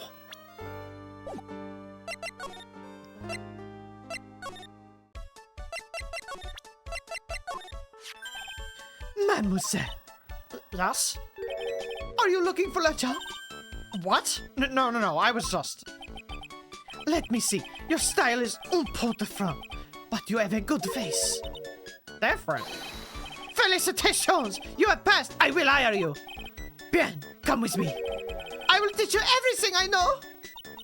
Nick, help! I don't know whether to laugh or feel bad for Maya. Maybe I should do both.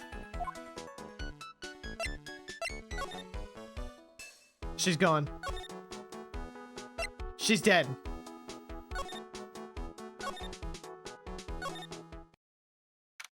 I loved her. Looks like they have Maggie in questioning. I guess I've asked her pretty much everything. I'll come back if there's anything else I need to ask her later.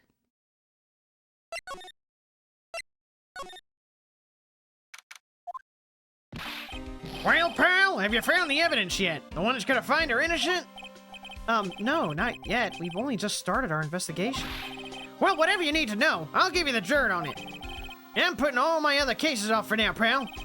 Gumshoe's really fired up about this. Oh yeah, one more thing. The retrial's been approved. Court's sitting at 10 a.m. tomorrow. And Godo's gonna be the prosecutor. Oh. Him. Now listen up, pal. If Maggie's found guilty again... yes? I'll make sure you get locked up for good, get it? You can't do that. You can't do that, you silly little bitch. You can't even put your tie all the way up, motherfucker. Come at me, bro. He'll beat my ass. He's got that himbo in her. He's got that himbo strength. So the guilty party was Maggie Bird, huh? Yeah. Back when she was on the police force? You were her mentor when she was a rookie, right? That's where it all went wrong. Yeah, I kept a close eye on her. I mean, not too close, you know. I wasn't, like, staring in her ass or nothing, because she had a boyfriend, you know. I mean, she killed him, but, you know, that's kind of hot to me. It's kind of a kink for me.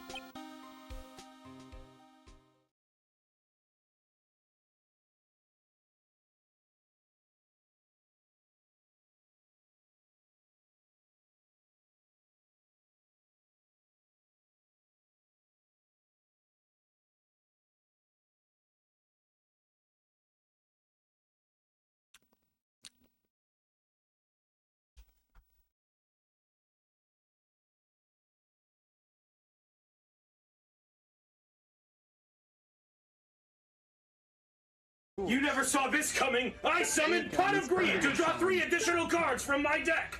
Dude, I can't believe you guys didn't tell me that I never raised that again. I forgot all about that. The whole, like, top part of the screen's been cut off since I played. When did I do that? I forget when I did that. I like how his eyebrows are 2 caterpillars performing a mating ritual. I mean, yeah. Does his pen move? I could have sworn I saw the pen in his ear move. How is his pen like that? It's behind his ear. So I forget what game I streamed, but I had to lower the top part. I think it was Paper Mario. I think I've had that pulled down since Paper fucking Mario. Oops. He's a wizard, Harry.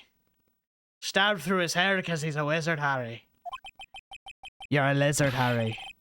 Hey, what's with the funny looks, pal? 10 minutes of funny looks later.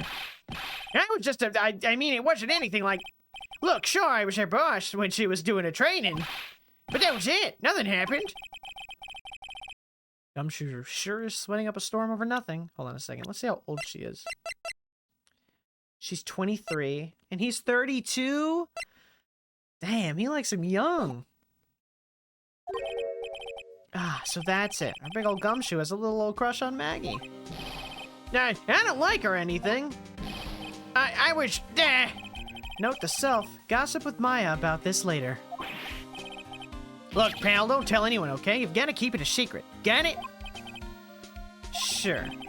And would you mind not guessing what I'm thinking all the time? Hey, tell your face, pal, not me. You'd have to be blind and not see what's on your mind. It's a straw sticking out to drink his brains. Well, then it's pointless straw, isn't it? Whoever was trying to drink that would just never be hydrated again. See, I trust Gumshoe. He's only got eyes for Edgeworth. Everyone's only got eyes for Edgeworth in this game. So I was wondering, could you fill me up? Could you fill me all the way up?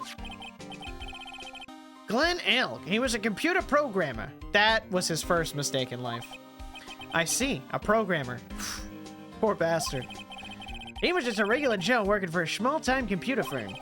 Maggie never had any contact with the guy before that day. And all she did was take him his coffee on the day of the murder. Pal. Yeah, Maggie also claimed to have never seen the guy before. Did the victim go to the restaurant often? Not according to the chef. Said it was the first time he'd seen the guy. A programmer, and a first-time customer at that. What possible reason could Maggie have had to kill a guy like that? That's what I thought. But a motive was still somehow established in a trial. You're kidding. What was the supposed motive? Sorry, pal, I'm real busy. I haven't even got enough time to sift through these papers. Look into it yourself, okay? What could this motive have been? This isn't really a proper investigation. I'm kind of working on it by myself. Oh, that's right. The judge already ruled on the case, and all the evidence is in already. The only problem is with Maggie's testimony. Yeah, it doesn't sound very good for us, huh? Look, pal, I've got a mountain of papers on this case to look over before tomorrow. So I'm just gonna say this. Maggie Bird's no liar. She's... Okay, she's a bit out there, and a bit off base sometimes. But she was a good cop. That's not exactly complimentary, you know? So what do you think really happened? And just how contradictory is her testimony? The biggest problem with Maggie's testimony is the number of people at the table. Yeah, my thoughts exactly. Maggie still insists there was another guy sitting at the victim. Right, but get this.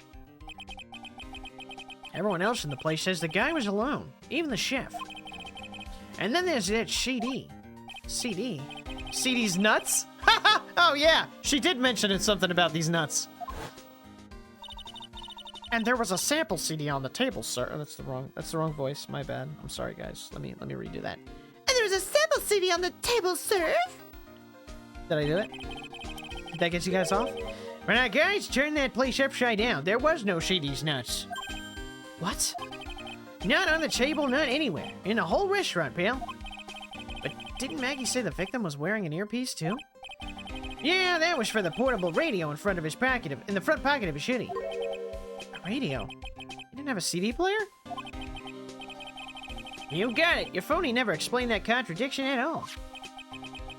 Come to think of it, the owner of Trebien didn't mention that CD either. I don't know why, but I get the feeling Mr. Armstrong's got something to hide. Is it because of the 3 fucking Cyclocks? Yeah, of course he does.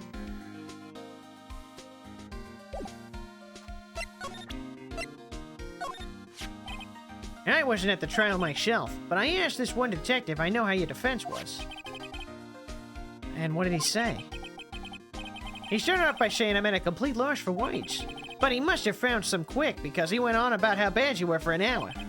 But he said you sucked so much it seemed like you were trying to get Maggie found guilty. Looked like I was trying to get her guilty. Interesting, interesting. What's that, a sports paper? Yeah, I found it in the magazine rack at Trebien that you guys didn't fucking find. Yeah. Way to fucking case the place and miss this. It's dated the same day as the murder. You may be onto something there, pal. And take a look at this. See this writing here? M.C. Bomber. Hey! What is it? Yeah, I've heard that name somewhere before. Yeah, M.C. Bomber. Wow, he actually seems to be thinking for once. Guys, today it's insane. Not only in this game has Phoenix Wright himself thought, but Detective Gumshoe has as well. This, where I gotta figure out where all this stuff is. This is a monumentous occasion. All of this time, he did have a brain. He had one, and he's finally using it. Detective Gumshoe, brain working at 100%. There's nothing he can't accomplish now. With 100% brain-powered Gumshoe, we can do anything! Anything! The sky's the limit. Let's save Maggie.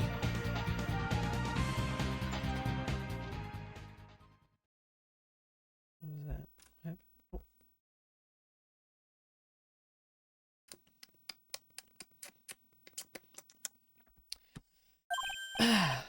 It's no good. I can't remember. Oh, we were so close. We were so fucking close. We were so damn close. We were so close.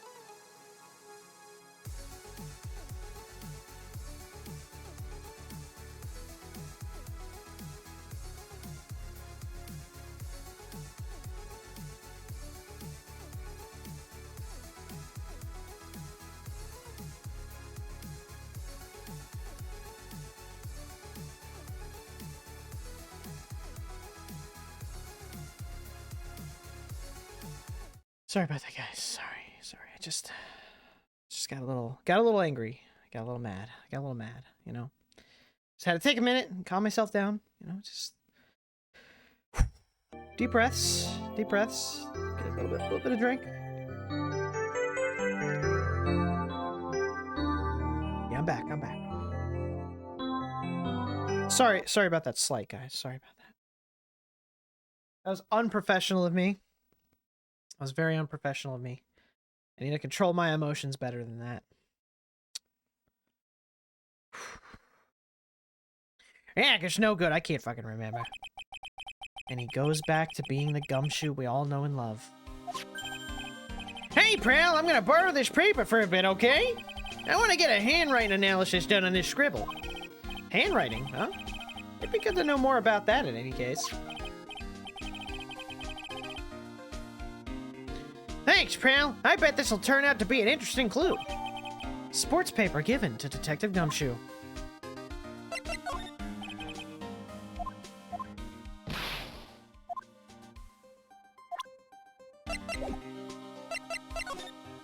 Okay. Let's see if Maya's still alive.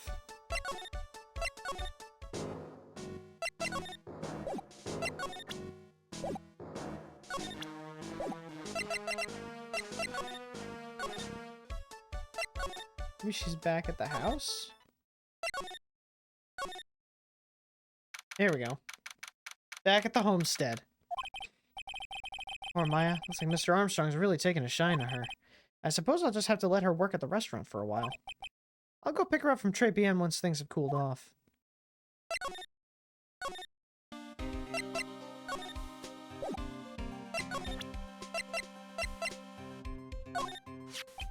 Is that thing real, pal? Why does everyone keep asking me that? I wonder what this phony of yours is like. He had Maggie found guilty of murder. Doesn't that tell you? I've got to track this creep down.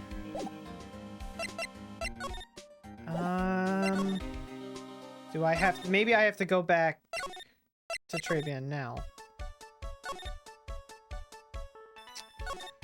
No? Where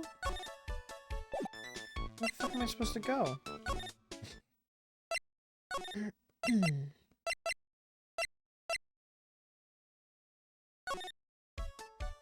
Alright, I guess I'm the old man. Show my badge.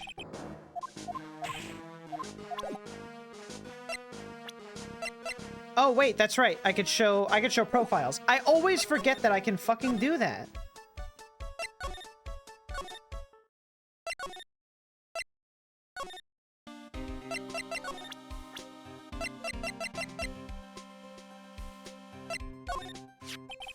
The chef of Trey Bien, huh? No, sorry. I'm gonna retake that one. The chef of Tres Biane. You know what that chef said to me? Ooh, Lele, your brandy's full of latex scenes. And then he gave me this bottle. What's in it? I don't fucking know. The label says juniper. I'm under orders to put a few drops in my bath every day.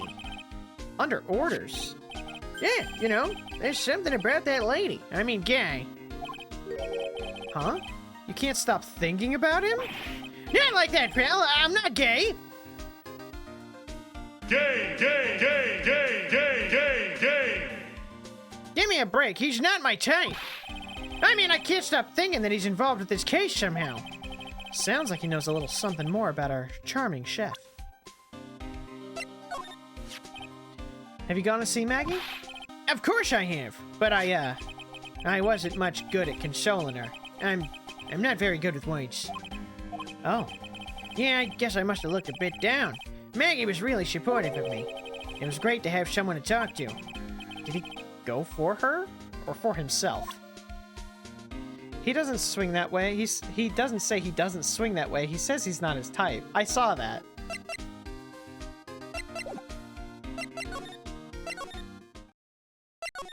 So canonically, at least bisexual.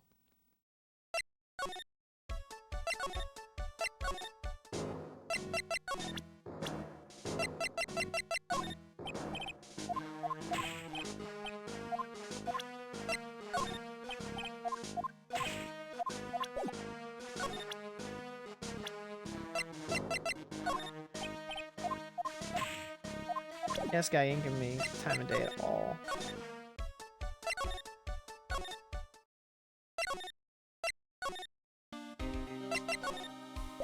Oh. So what exactly is it that caught your attention about the chef at Très Bien? It's, kinda hard. Like me. The guy's probably not even connected with the case anyway. Hey, come on, detective. Didn't you say you'd give me the dirt on anything? Well, this sort of stuff is kinda unimportant gossipy stuff, you know, pal? Look, how about this? You go to Très Bien and investigate the place yourself. And if you find out anything suspicious about the guy, you report back to me, okay? Don't suppose I'll get a choice in this, huh? Guess I better find out more about the chef and Très Bien. Then report back to Gumshoe. Gumshoe confirmed prefers twinks. Am I a twink? Georgie, am I a twink? What do I have to do to become a twink? Or am I a bear?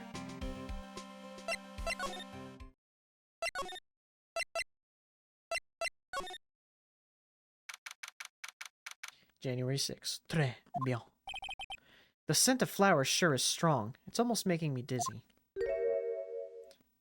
Damn! What the hell happened to you? This bitch got hit on the head. Oh, hello. Who was that just now? A customer? She had sort of a dark aura about her. Welcome, B Avenue. Wow, what a cute voice. Was it her? Yeah. Oh, it's just you, Nick. Maya? Well, how do I look? Maybe you should quit being a spirit medium. Maybe, but it's kind of boring being a waitress. I mean, you're my first ever customer. Then who was that woman I just saw? Oh! Since you're here, you might as well have something to eat. Was that her mom? I am kind of hungry, actually.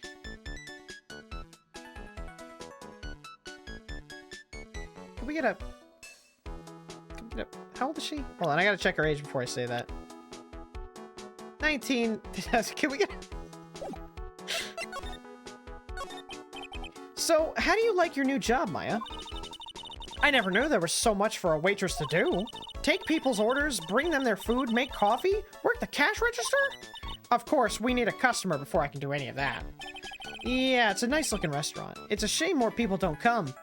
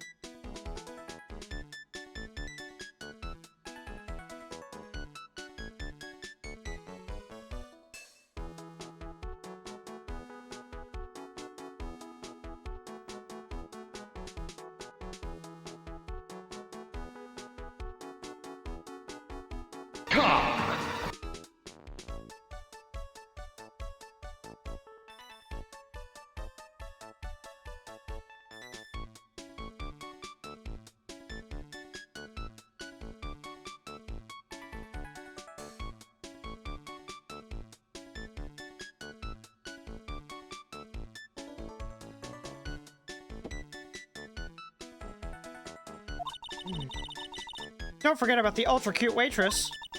Check out my gimme a tip smile. She fucking... I'm sorry.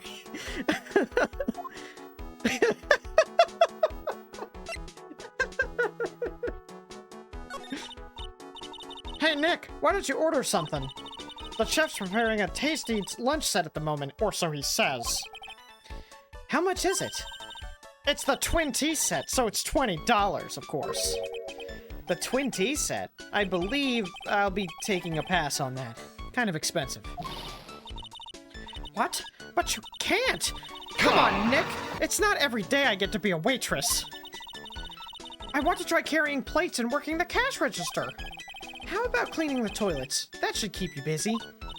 Yeah, right. Maybe later. About the lunch. Oh, a fine choice, sir. No, Kitchen! A lunch special, please! With all the extras, drink, side salad, dessert, and gift! I don't need any of that!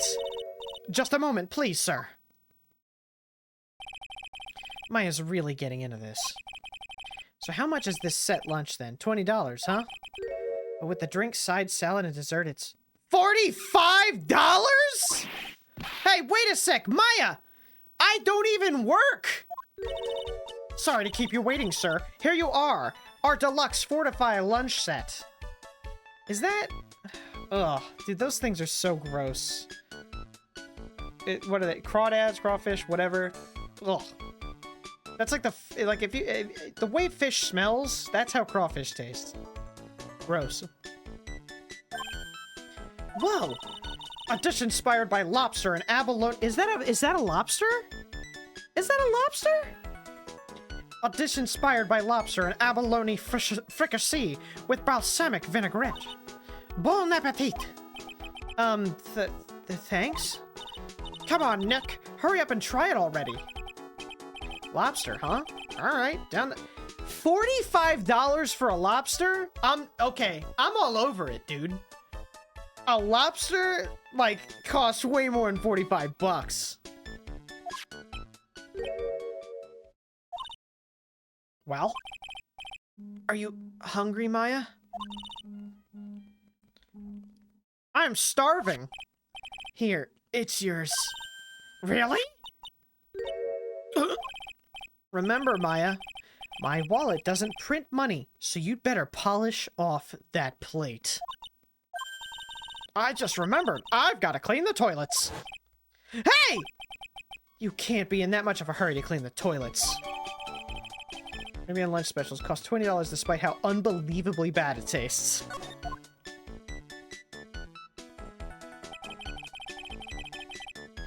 How does that guy manage to make good food taste so bad?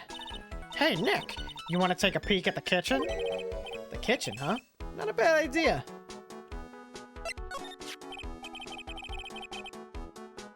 Now what was it that Maggie said again? In the kitchen, you'll get to see all of the chef's greatest secrets. In the kitchen? That sounds tasty. He's definitely sticking his dick in everything. Hey, wait up, Maya. What is it? I'm pretty busy right now. Aren't you gonna show me around? Tisk, there goes my plan to find some cool clue and show it off in your face. I'd better conduct the search in the kitchen myself.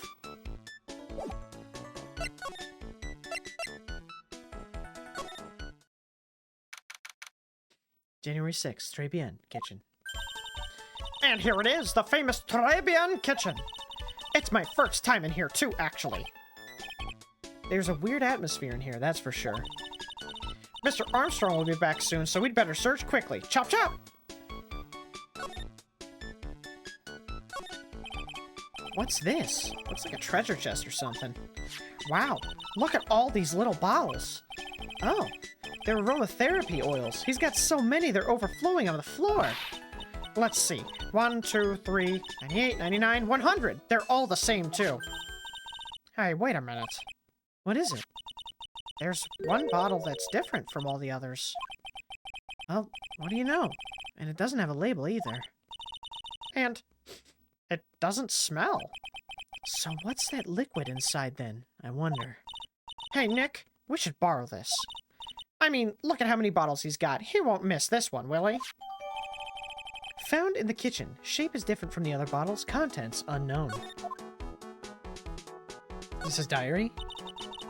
Now this is one large mirror. I bet this is where he makes himself look pretty.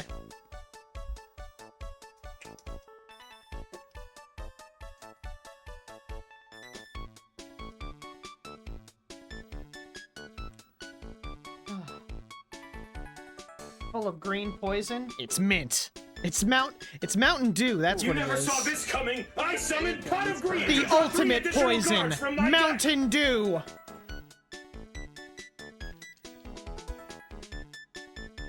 I bet this is where he makes himself look pretty. There's a book in the dresser. Clarice Armstrong's bedtime literature? Not exactly Pulitzer Prize material, is it? Looks like a collection of poems he's written. Poems? Cool! Read one out! And say it in your best French accent with intensity, okay?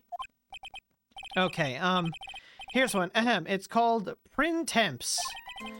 The two of them, like actors from a film, the coffee still undrunk.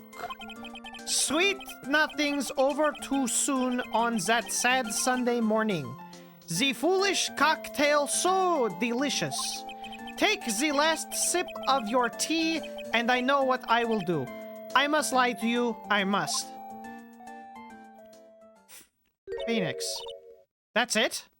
Why did you sound like Gru the whole time? That's not French. Yeah, that's a poem for you.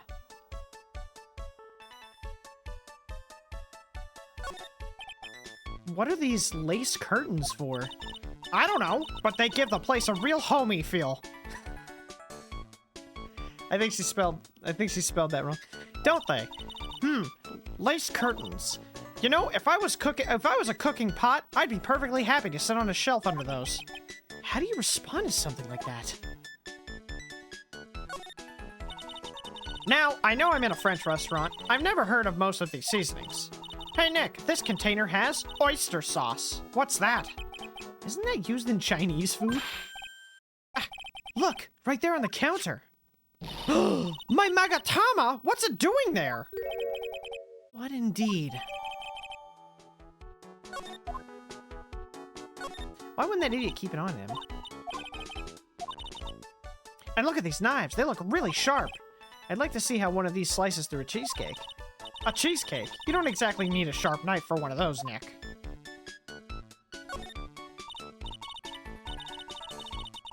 That smells good. Something's bubbling away nicely in that pot. It must be the lobster and abalone fricassee with a balsamic vinaigrette. Isn't that what I just ate for lunch? Maybe.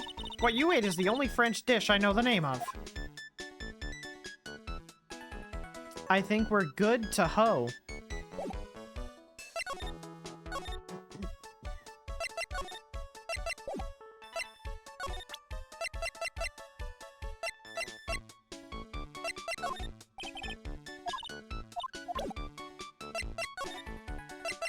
Maybe we can talk to the old guy now. That's not a spice. We're hoeing out with Maya every day. Every day's a hoe day with Maya. The old guy's not here anymore. Drat. And I still have some unanswered questions for him. The fuck is that? The hell is this shit? What the fuck? What the fuck is going on here? Oh my god, what the fuck is this piece of shit? Is it gonna be a scooter? Huh? Who'd leave it right in the middle of a park like this? The wheel guard and the light are busted. I guess it must have been an accident. It's totally wrecked.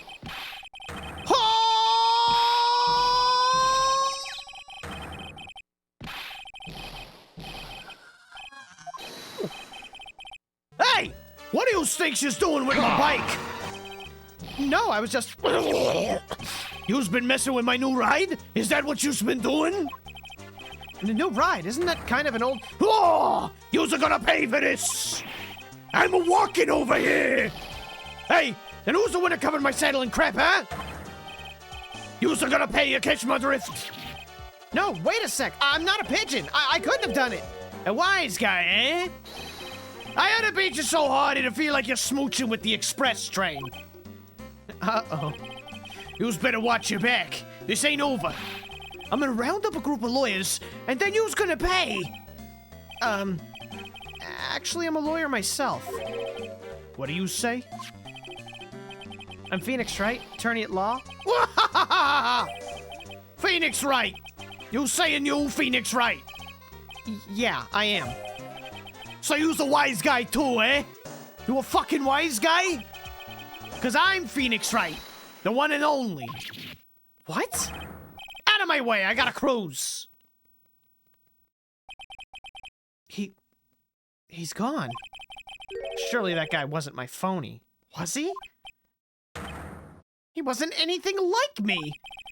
Guess I better make a note of the scooter. Pathetic.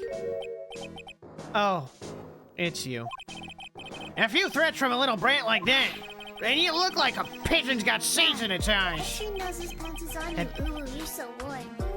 Have you been here the whole time then? Hey, Squishy. I was in that strawberry. I had some thinking to do. More like you had some cowering to do. Beautiful. Are you a regular at that restaurant, sir? It's just that if you dislike it so much, why do you keep going there? Sir? Hey, you filthy pigeons. You want food? Ha, take that. Damn, everyone's got locks for days. I knew it. This old guy's got something to hide, but what could it be? He's a pervert.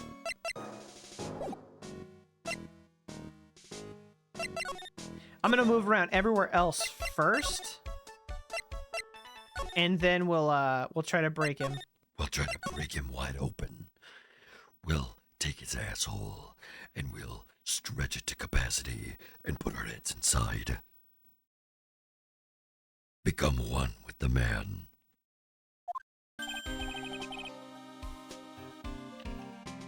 Hey, you're just in time. What is it, Detective Gumshoe? The lab got back to me about that newspaper you gave me. He must mean the sports paper with the memo scribbled on it. So, what did they say? Did the analysis turn up anything? They said the doodle was written by the victim, Glenn Elk. No doubt about it. I expected as much. The victim took the paper in with him to the restaurant on the day of the murder. That's our best interpretation of the facts at the moment. MC Bama. I get the feeling I've heard that name somewhere before. Ah, well, I guess it'll come back to me. Don't forget to report back to me with whatever you find in the restaurant, okay, pal? Since when did I start taking orders from Gumshoe? Although, I get the feeling there's something I need to show him.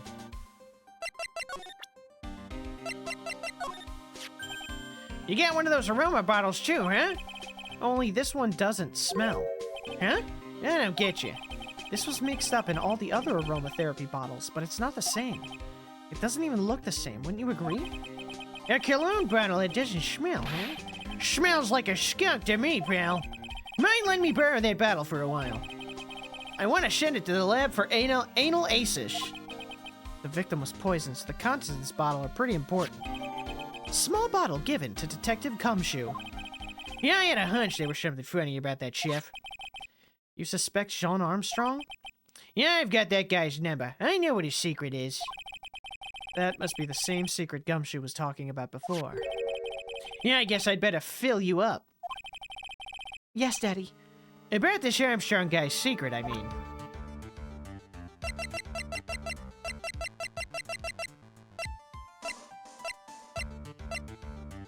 Wait. What? Is it a shitty food? Wait, what am I supposed to be presenting here? Wait, what? What did he say that I'm supposed to present to? Huh?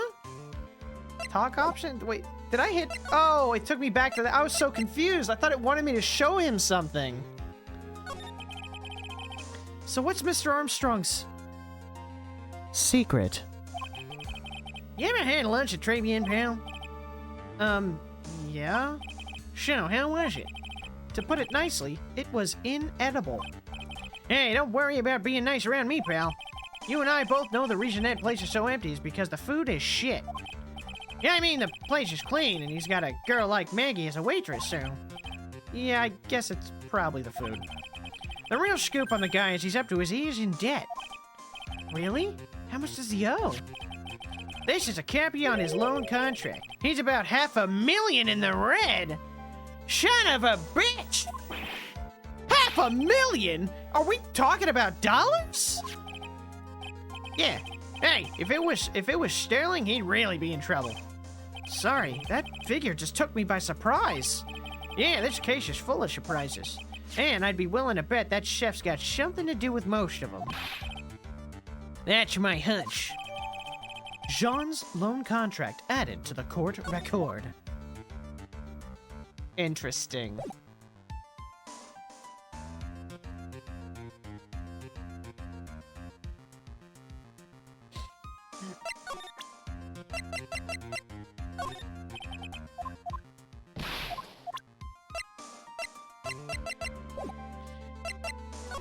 All right.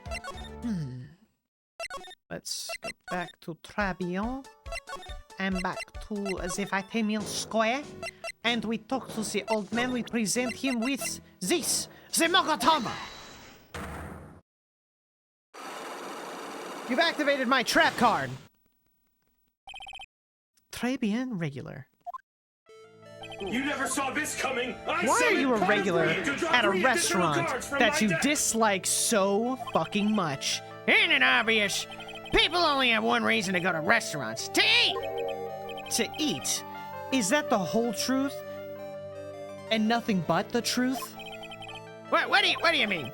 I don't think you go to the restaurant for the food at all. Insolent, Brett! How dare you accuse me? What proof have you got? I can tell that not you nor anyone else in the world would go to that place for its food. Because it tastes like shit! The proof is in the pudding, or in this case, the lunch menu. It's the 20s. The food at Très Bien is terrible and expensive. You're wrong. It's cheap. Huh? I'm rich. I inherited my money when I was a boy. Yep, I'm stinking rich. I haven't done a job of work since I was born, other than feeding these fucking pigeons. What a load of shit. The taste's another story, but the price, it's nothing to me. So you're saying that you go there because you've got money to burn? Exactly. I have so much cash I go for a swim in my money vault every day. To the theme song of DuckTales. Unfortunately, the lie detector test determined that was a lie. You don't have money to burn. You're flat fucking broke. This is yours, right? My magazine. Why would a rich retiree be looking for a job? I was, so what? I was looking for a job, but I'm buying a lot at the moment, so I need spending money. Oh. I don't go to that restaurant for food. I just go for the cappuccino. Yeah, I think you mean a cappuccino. Anyway, how much does a cappuccino cost there? $8. Those had better be some golden beans. What's your problem? You think a blow-up man would be better off drinking dishwater, do you? Is that it? No, I wasn't thinking that. I was wondering if the coffee there is really that great. No, it's not, but... Anyway, yeah, that place has free newspapers to read every day. Newspapers? Exactly. They don't want me hanging around at home, so I go there. I'm sorry, sir, but there are no free papers to read at Très Bien.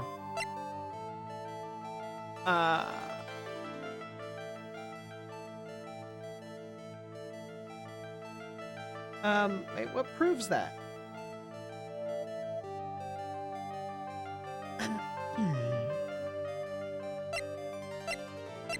I mean, I have this.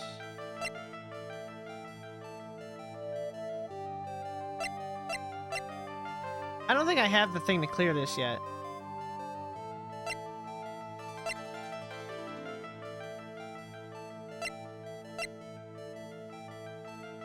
I mean, do I show him the sports paper? There are no free papers to read at Très Bien. I know that, like, the sports paper was left by somebody else. I don't know if that proves it.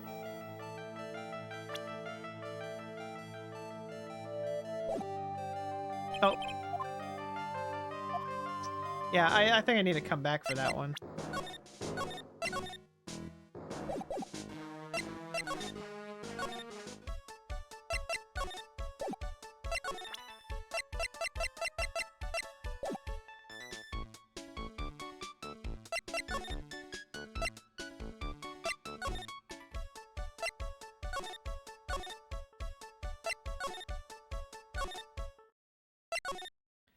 Let's go back. Let's go back to our love. show him what we can. You know, yeah, same thing.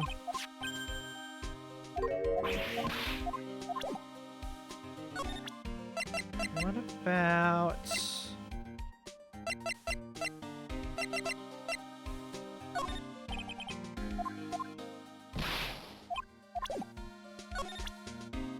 I think I've exhausted everything with him.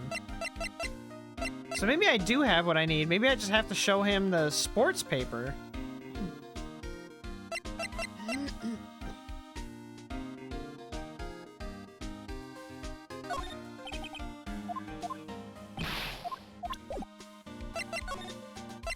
All right, I'll try to show him the sport paper and see if that clears it. That's the wrong place.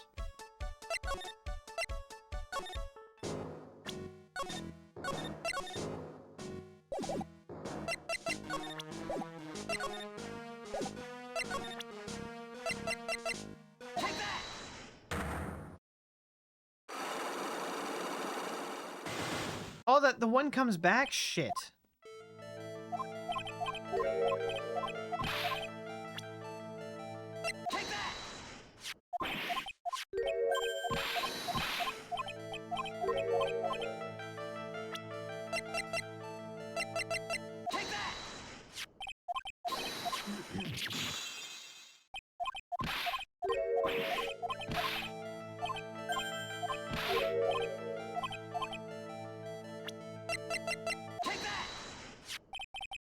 Oh, is that it?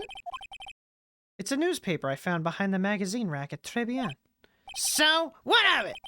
This was the only paper there, and it's dated more than 1 month ago. What?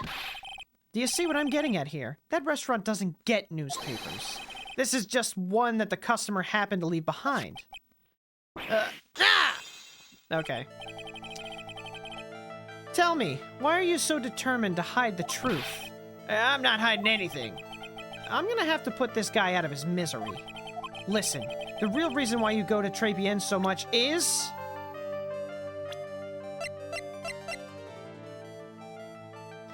It's either her or him. I'm gonna say it's her. What are you asking me about that girl for? She was the waitress at Très Bien. Ah! Therefore, the answer to the mystery of why an old man would drink expensive coffee at a terrible restaurant is the waitress. Ah! My boner! But I don't recognize that face! And you are probably telling the truth here. Because you weren't looking at her face. All you did was stare at her ass.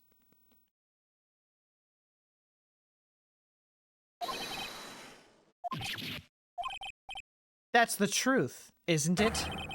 You became a regular at the restaurant because of the waitress's uniform. That uniform is all you can think about, isn't it? I can't take it!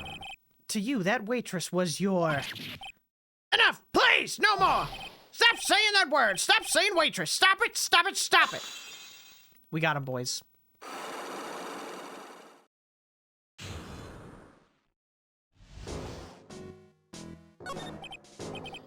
Sir? Yes, it's true. I was there for the young girl. Fine, so I'm a dirty, wicked, sinful old devil. No, I didn't mean it like that. I even get one of those lousy cups of Javicino every time for $8. All because of the serving girl. Punish me! Lock me up! I'm into that shit! Really, that's not what I'm here for. You'll be the same. Another 20 years and you'll understand exactly what it's like. You'll know how painful it is to be an old man like me. Me when I'm 30. No, really, listen, sir. Stop calling me that! I have a name, you know, boy. Show some respect, hmm? I'm Victor Kudo.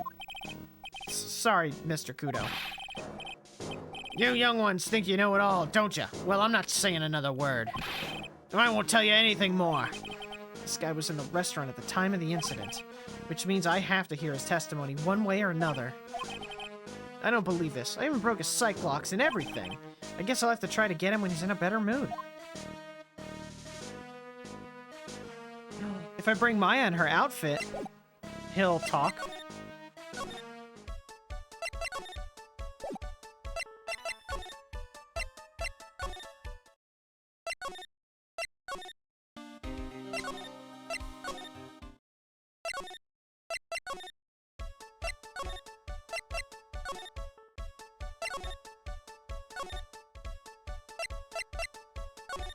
Did I get anything from that? Oh, I've got the old man's profile. He's 68, dude? Oh, man, he's 1 year away from the nice number.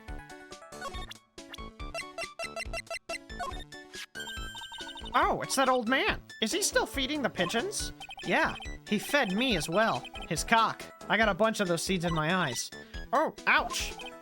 Hey, Maya, would you mind coming with me for a while? Huh? Me? Why? There's something I really want to ask that old man, and I need to pimp you out to do it. Sure, okay. I'll just get changed. No. Hang on a second. Wait a minute. Let's talk about this, Maya. Can you go like that? I guess?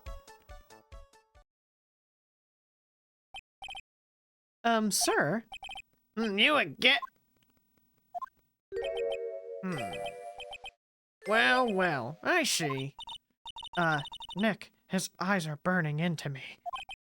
It's okay. I think it's going pretty well. Ka! Huh? You're still just a little child. Run along and play on the slide, alright? Play on the slide? We were so close. Just a little more and he would have spilled his cum everywhere. Pigeon! How can we crack this guy? Quiet, kid. You see I'm feeding the pig.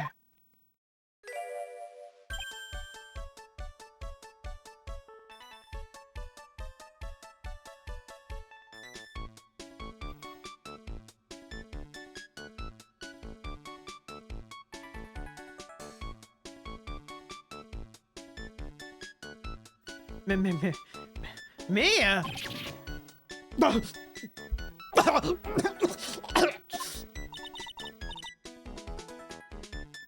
If you don't mind, sir, I'd really love to talk with you.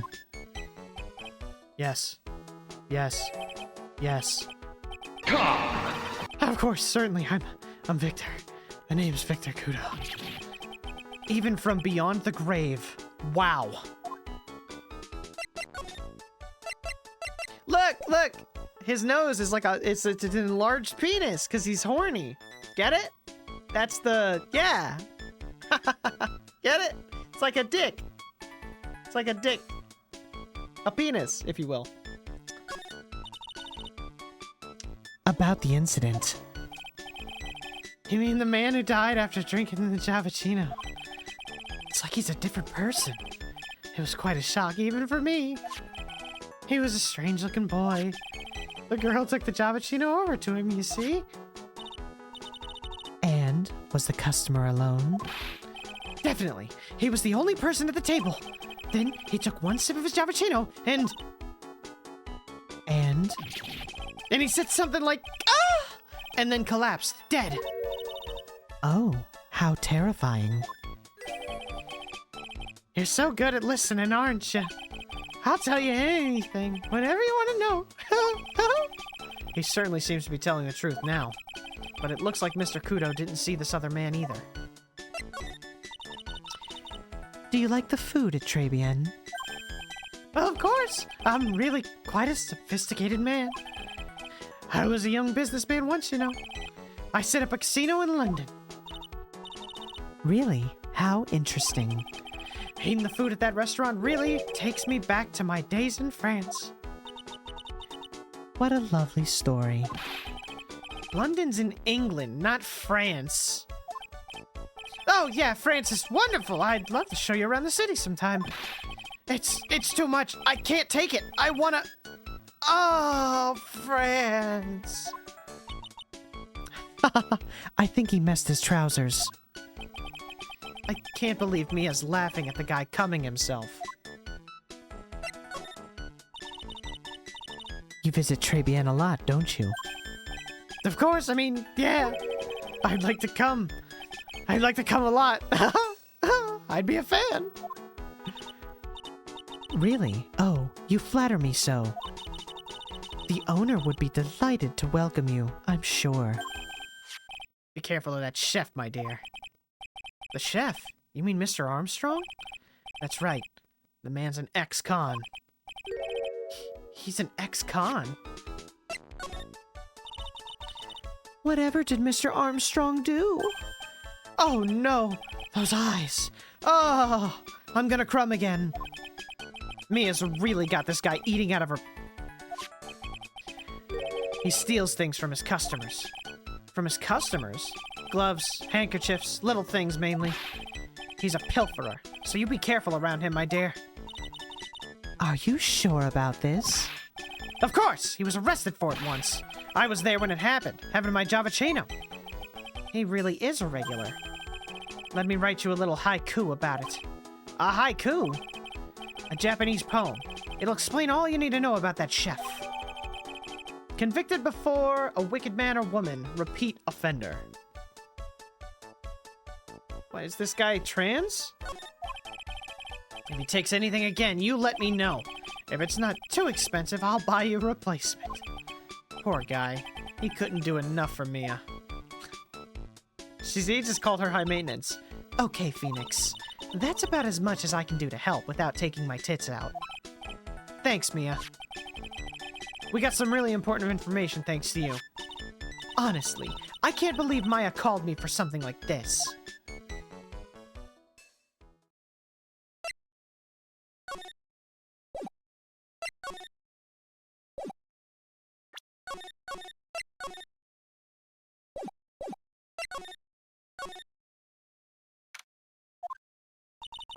I guess it's about time to wrap up today's investigation.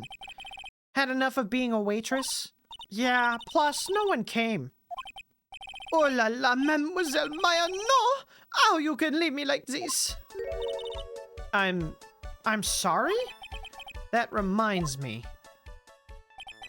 Mr. Armstrong had a psych locker 3, didn't he? I'm gonna have to break his hole. Mr. Armstrong, I hope you won't mind, but I'd like to have another word with you. Oh, volontiers! Of course! Chat, we're gonna break this man in half. We're gonna spread him wide open like the dirty liar he is. We're gonna take his cheeks, and we're gonna spread him apart and shove ourselves inside so hard that he'll have no choice but to tell us the truth.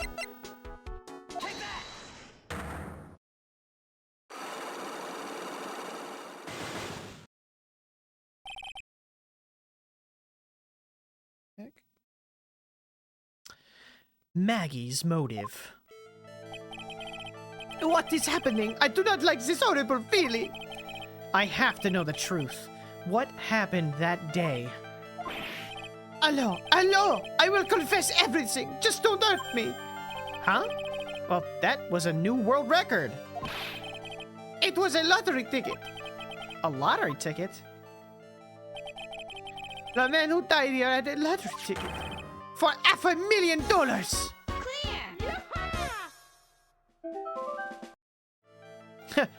$500,000? Oui, but after the incident, this ticket, it disappeared. The ticket disappeared? This was the motive that the prosecution gave for Maggie. They said that she poisoned the man to get the $500,000 ticket. Why are we just now fucking hearing about this? Why didn't you tell me about this sooner? My hello.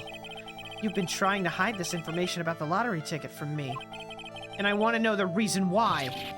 No, monsieur. You doubt me, but I have confessed to you everything I know. Mr. Armstrong, the $500,000 lottery ticket. I think I know who took it. I think the winning ticket was stolen by this person. Oh. Damn it, I went to show evidence and I should have just pulled him up. God damn it. Ça va? Excuse me? It means, how are you? That's just one.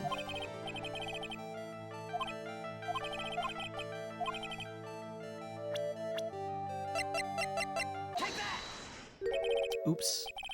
Mr. Armstrong, I believe there's a very high probability that it was you. Almost as high as I am in this very moment. Mushrooms be trippin'.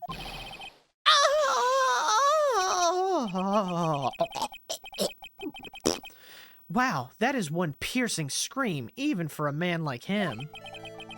Mas pourquoi moi? Why, you have no evidence! I am not the mask. I am not the kind of person who steals the property of others. Sorry to disappoint you, Mr. Armstrong, but I have evidence to the contrary. I present to you proof that you've stolen from others in the past.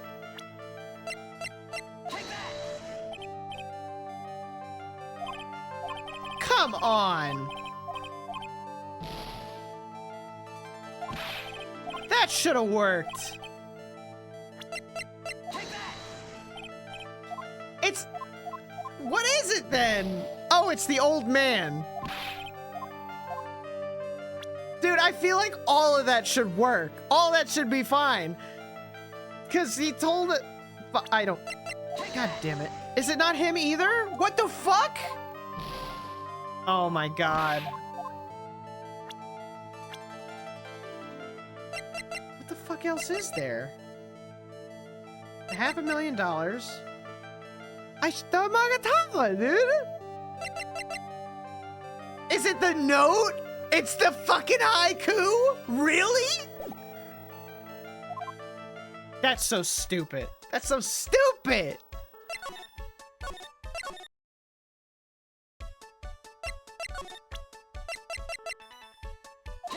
Everything I showed there should have worked. Fuck you. Fuck you if you think differently.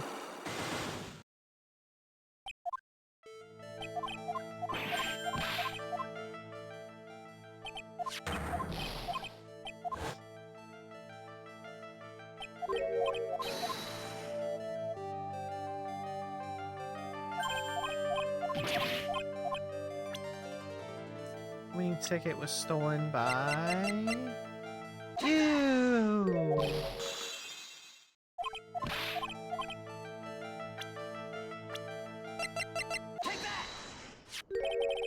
What is this, a poem?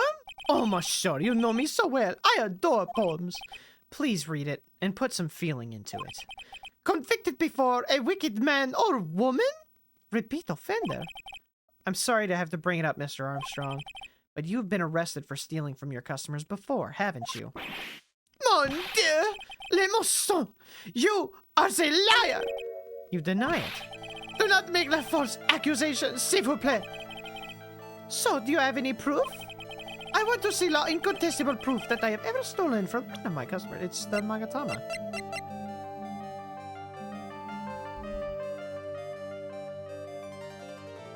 Hello? Hello? Yeah? Is there a lot out there?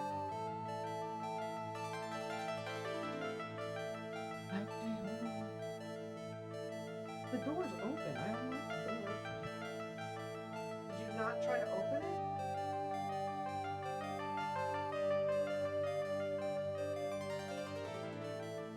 It's open, right?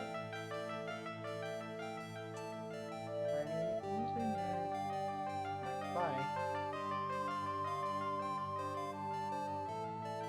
That little dope. He's standing at the door and he's like, ah, there's wasps all over me. And I'm like, open the door. He assumed I didn't open the door for him.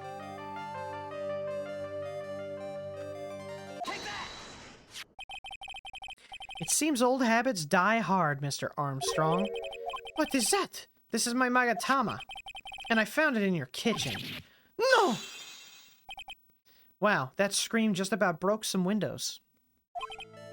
Wait. I have a weakness for that little trinkets and figurines. My hand just slips out. I cannot stop it. You've stolen handkerchiefs, gloves, and other things from your customers, right? Wait, it is the truth. I am just a timid little girl inside. Why don't you come inside and see how little of a girl I am? Oh! Besides, this time it was not a small trinket, it was $500,000. Really now? Oh, monsieur, what is it? Isn't it true that you're in some pretty serious trouble? And that you're in desperate need of large amounts of cash? You should call J.G. Wentworth. 877 cash now. 877 cash now? 877 cash now? This restaurant is deep in the red, isn't it? Ah! You have a loan to the tune of $500,000. That lottery ticket would have wiped out your debts. Well, Mr. Armstrong, what do you have to say for yourself now?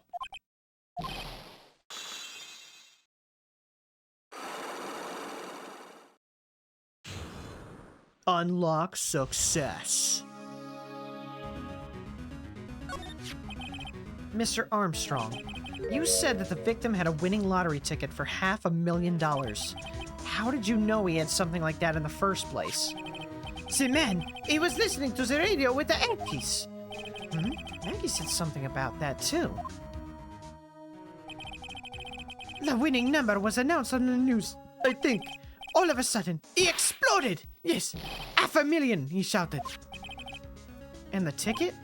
Oui, he had all of his tickets spread out on the table. I was so desperately in need of money, so I... Put the poison in his coffee? No. Oh no, you naughty man. I simply helped myself to one of his tickets. What? The victim collapsed and Maggie passed out. I thought to myself, pourquoi pas? He had so many of them. Yeah, but only one of them was the winning ticket, right? How could you do that, Mr. Armstrong? Maggie was arrested because of you. No, this is not true. I like how the pedal he's pulling out is the shape of a heart. I did not take it. The ticket for $500,000, I mean. But you just told us you did. You said you took a ticket. My fee. It was not. That's enough. Huh?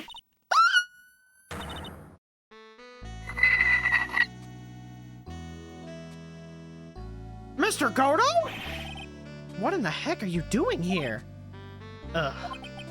This is without a doubt the worst coffee I've ever tasted, Mr. Armstrong.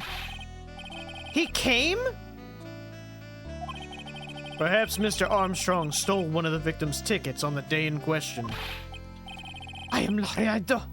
No? Just a pretty little girl who everyone is laughing at. But in that case, Maggie shouldn't be the only one under suspicion. He had the wrong ticket. What? Mr. Armstrong made off with the winning ticket's pretty neighbor. So, the ticket he took was worthless? Not quite. He did win something. $1. You see, I am just a pretty face. Without my looks, I have nothing. So, what happened to the winning ticket then? The one he meant to steal? Indeed. What did happen to that ticket? I don't like spoiling myself by watching trailers. Call me artist trying to avoid watching Pokemon before it comes out. We'll just wait and see how the movie turns out tomorrow, won't we? Ah! Voila, you two, time to laugh at the pretty little alien. What good timing. Looks like I won't be needing this note anymore. Victor's note was thrown into the trash. Looks like we've got a new mystery now. Namely, where did the winning ticket go? I've got a bad feeling about this, Fox. Well, anyway, we can't let Maggie suffer any longer for this, and certainly not again. To be continued.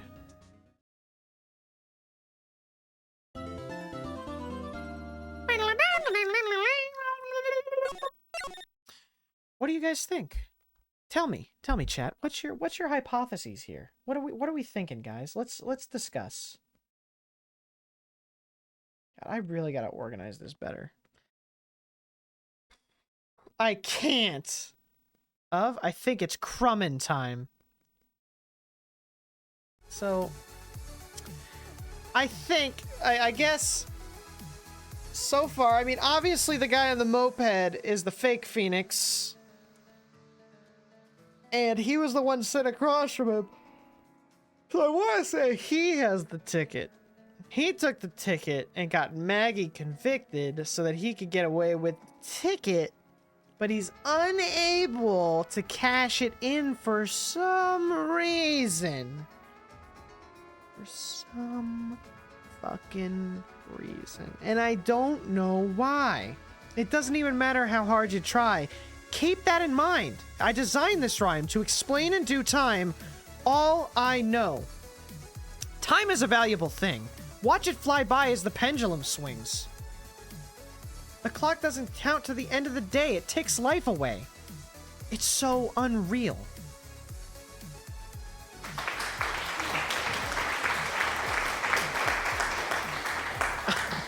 Thanks.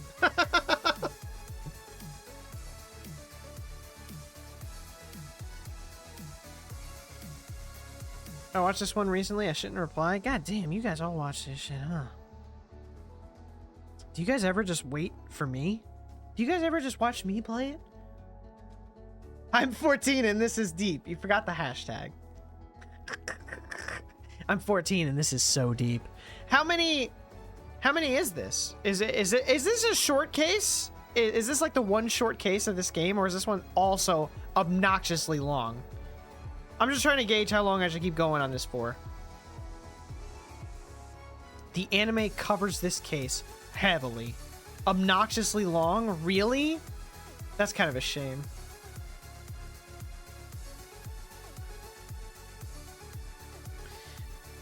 I can't recall how long it feels. That's what she said. I know how many days it is. Oh, you said days. That's all I needed to hear was plural. What the fuck, dude? Aren't there 2 more cases after this? This game is long as hell. Jeez. This is already longer than the first game. Like, the first 2 cases are longer than the entirety of the first game, I feel like. How long did that day 1 feel? I mean, well, what was it? It's been 2 hours. Because I started streaming like 45 minutes in.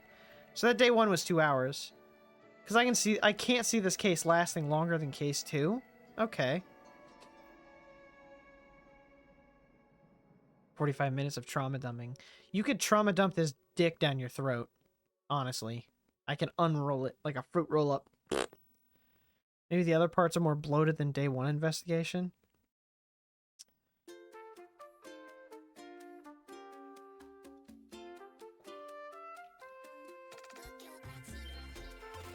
Sheesh. Oh, I'm tired of getting all this spam mail. Jesus Christ.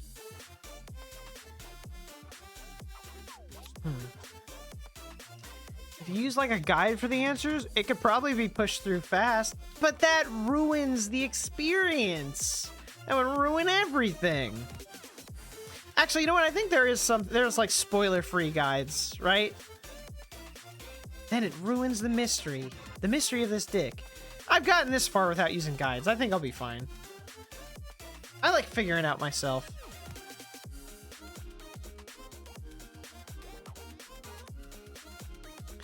I guess I'm just trying to figure out if I should keep going or stop here. Because I've still got another hour. Hour. We have another hour. This, mon frère. We want the story, but don't want to feel the tedium of the thought process. Yeah.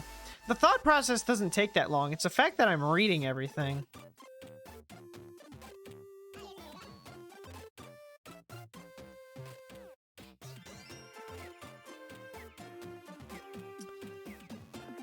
Alright. We'll go a bit longer.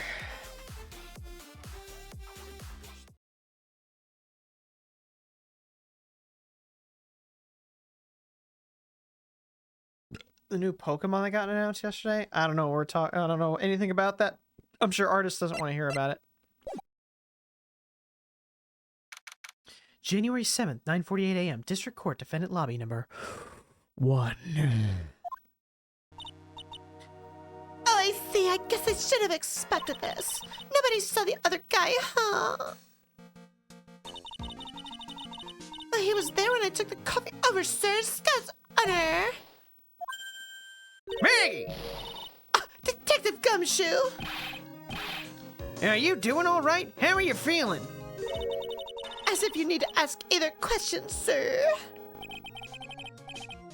Don't let him get you down, Maggie, and don't forget to eat well, okay? Roger. And you!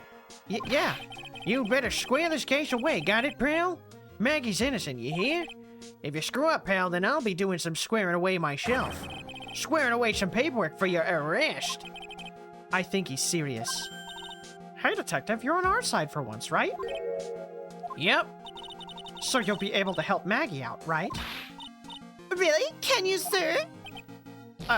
Of course. I've got the situation under control.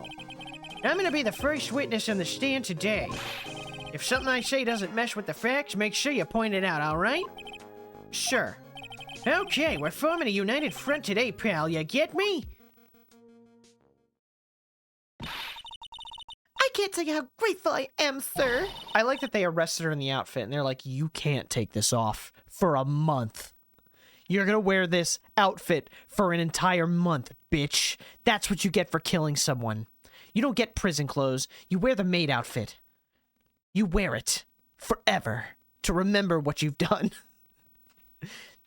I've always admired you so much, Detective. I know I can count on you. Looks like it should all go pretty smoothly today, huh? I can only wish. Love the shirt. Thank you, Georgie. Yeah. Check it out. Normal type.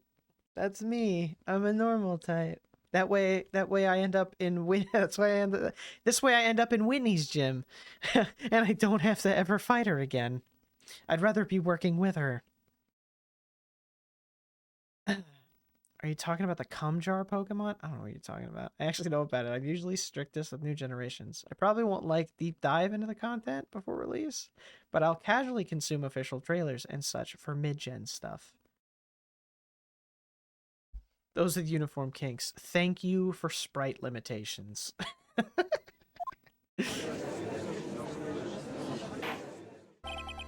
Court is now in session for the trial of Maggie Bird. The defense is ready, Your Honor.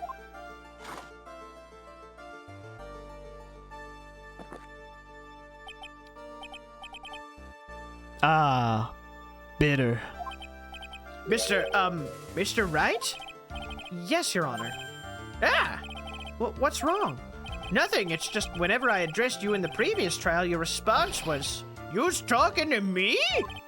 It was a little, well, intimidating. No, that wasn't me. That was the phony Phoenix.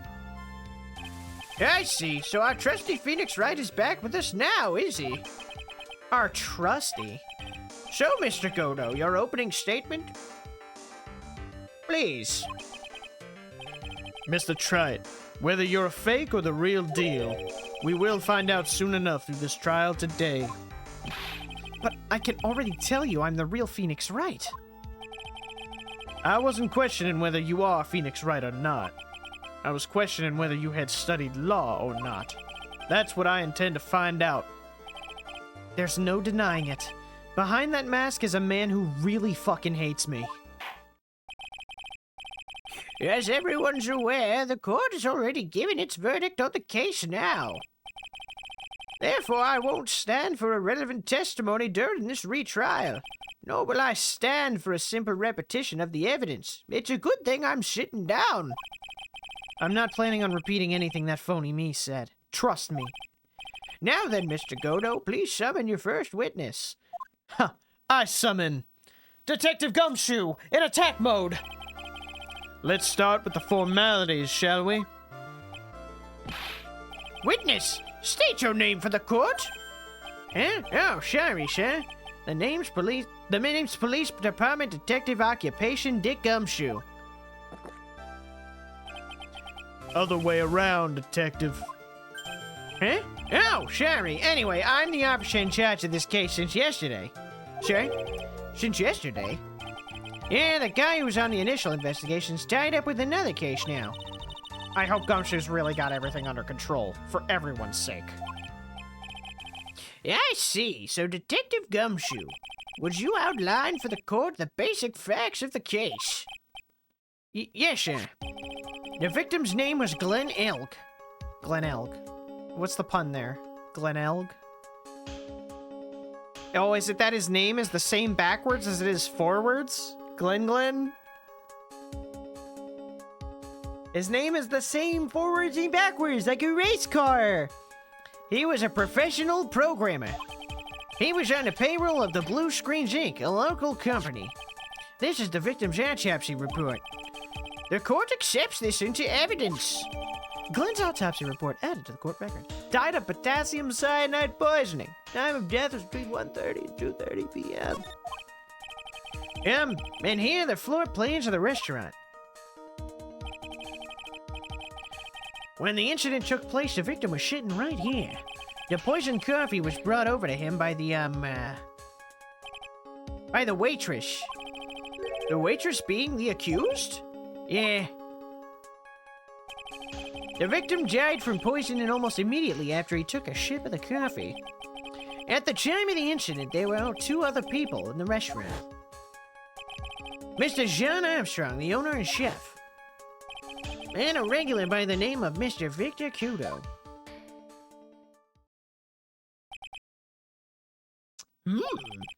It still seems to be a very straightforward case to me. Trebien floor plans added to the court record. Come, detective. Take up this cum. And nail the defendant's cum shut with your own 2 cum. That didn't make any sense. Detective Gumshoe, let's have your testimony. Yes, sure. Cum dilliumptious. When the incident took place, the victim was alone at his table, sure. We understand that the guy Glenn Elg was listening to the radio at the time. Traces of poison were found in his coffee cup. And what we found was potassium cyanide. That stuff really packs a punch. It'll kill you. And, looks like Miss Bird might have had, well, some kind of a motive.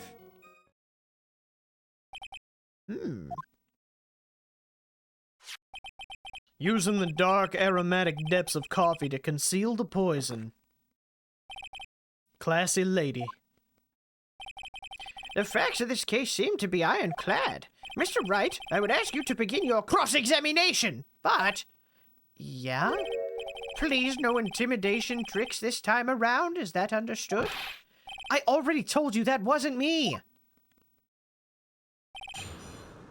The incident.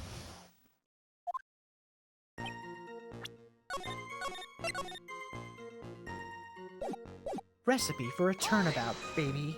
Recipe for a turnabout boner. Can I stop you for just a minute? Yeah? What is it? Did I say something that contradicts the evidence? He's so desperate for that to be true, he's practically crying. Your testimony just now doesn't match the testimony given by Miss Bird. She claims that there was another man at the victim's table. Yeah, that's what she said. And What killer wouldn't say that when faced with a homicide conviction? Hey! Sadly, her testimony isn't supported by the owner or the other customers. Isn't that right, Detective Gumshoe? Yeah, it's true. Their 2 testimonies tie up on that. They both said there was no other guy at the table. What should I do? Should I press on this point a little harder or not? Oh, God. Oh! We're gonna press harder, chat. We're gonna press so fucking hard. Well, maybe the other witnesses just missed him. Perhaps their view of the victim's table was obscured in some way. Ha! That argument's as weak as the coffee at Trebien, try it. I have here in my possession a ticket. A ticket? Looks more like a photograph to me. Yes, a one-way ticket to Guiltyville. Population, the defendant. Damn. Shit, dude. We might as well close up shop now. She's going to Guiltyville. This is a photograph taken from near the entrance to the kitchen. This is the scene as witnessed by the chef moments after the poisoning took place, correct? I think the court will agree that with such a clear view of the scene of the crime. How, Mr. Trite, could anyone have overlooked a second person at the table?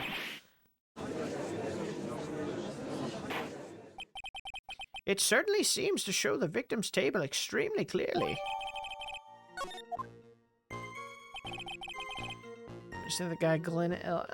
Oh, didn't mean to look at. I just want to look at stuff, dude. I don't want to present anything. I just want to look at some stuff. Blueprints of the crime scene. Okay, no, that ships. That makes sense. That he'd walk out the kitchen and be able to see that scene right there. That makes sense. I get it. I get it. He was listening to his radio, you say? Yeah, he had a portable radio in his chest pocket. Maggie told us that too, didn't she? Something about how one of them had some sort of earpiece. What should I do? Should I press on this point a little harder? When you ever have the option to do it harder, always do it harder. And what was it that the victim was listening to on the radio, Detective Gumshoe? Huh? How should I know?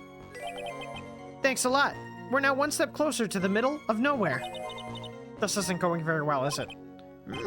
Detective, could you perhaps tell us about the poison and how it was used? So traces of the poison were found in the coffee cup and nowhere else? Not sure I get you, pal. Was the poison a liquid, or was it a powder? Maybe a solid snake? If I had to put it in layman's terms, I'd say it was a powdery substance. So the poison could have been in anything that was on the table. Sugar, salt, pepper. Ha! Do you put salt and pepper in your coffee, Trite? The victim took his coffee black with no sugar, kinda like I take my men. Oh. It seems that the poison could only have been in the coffee. What should I do? Should I press on this point harder? Yes. Are you absolutely certain the victim even drank any of his coffee? Huh? What do you mean? According to this file, the poison was found in the victim's coffee cup. What proof is there that the victim ever drank any of it? Oh, hey, you're right. That's what I was thinking. In case you were wondering, that last objection was for the detective there. Huh? For me? Oh, hey, you're right. You may be fooling the court, but I'm not falling for it. If you have the time to waste, you have the time to present that piece of evidence. That piece, sir? Yes, that piece. What piece was it again?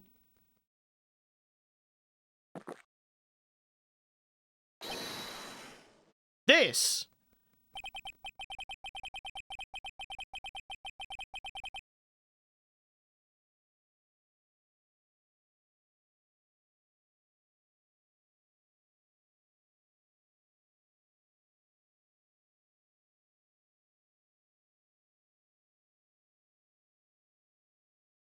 Jorky's right. Look, there's a lot of things. Jorky's a lot of things. And fucking right as hell is one of them.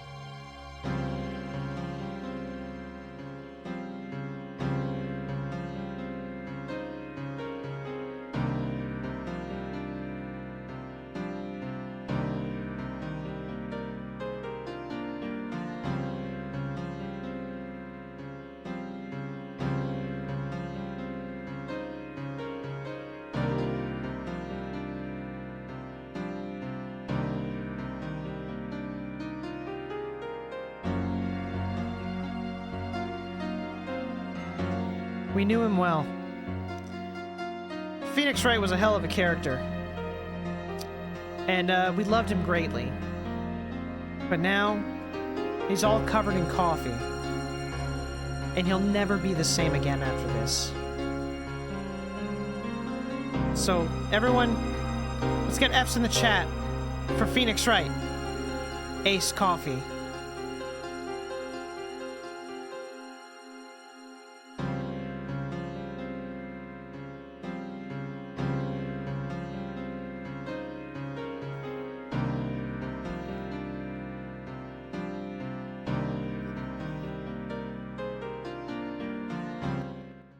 I'm gonna wait for the ad break to end. This would be a good shock emote, you think?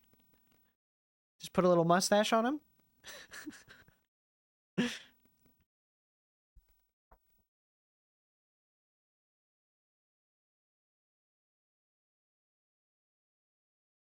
Should I be grateful this coffee's only hot enough to give me first-degree burns? Oh, now I remember. This is the, victim's coffee cup. Yes, the victim's cup. Take a good look at the rim. Oh, yes. Unmistakable. That's a nice rim. I love rims. Conclusive proof that the victim did drink the poisoned coffee that was in this cup. The victim gulped down the bit of death that the waitress brought to him. Oh my god! For the record, the only prints on the cup are the victims and the defendants. Okay, interesting. Upon further inspection of this cup, we found a certain chemical substance. And what we found was potassium cyanide. Potassium cyanide. I've heard of that chemical before. Exactly how strong is this poison, Detective Gumshoe? Well, it'll fucking kill you. Ain't too much in your history. How much is too much? A lethal dose is 0.2 grams. That's about enough to finish anyone off. 0.2 grams? How much is that? You know when you swab your ears for earwax? Yeah, about that much. Earwax, huh? Sounds like something Gumshoe's got an abundance of.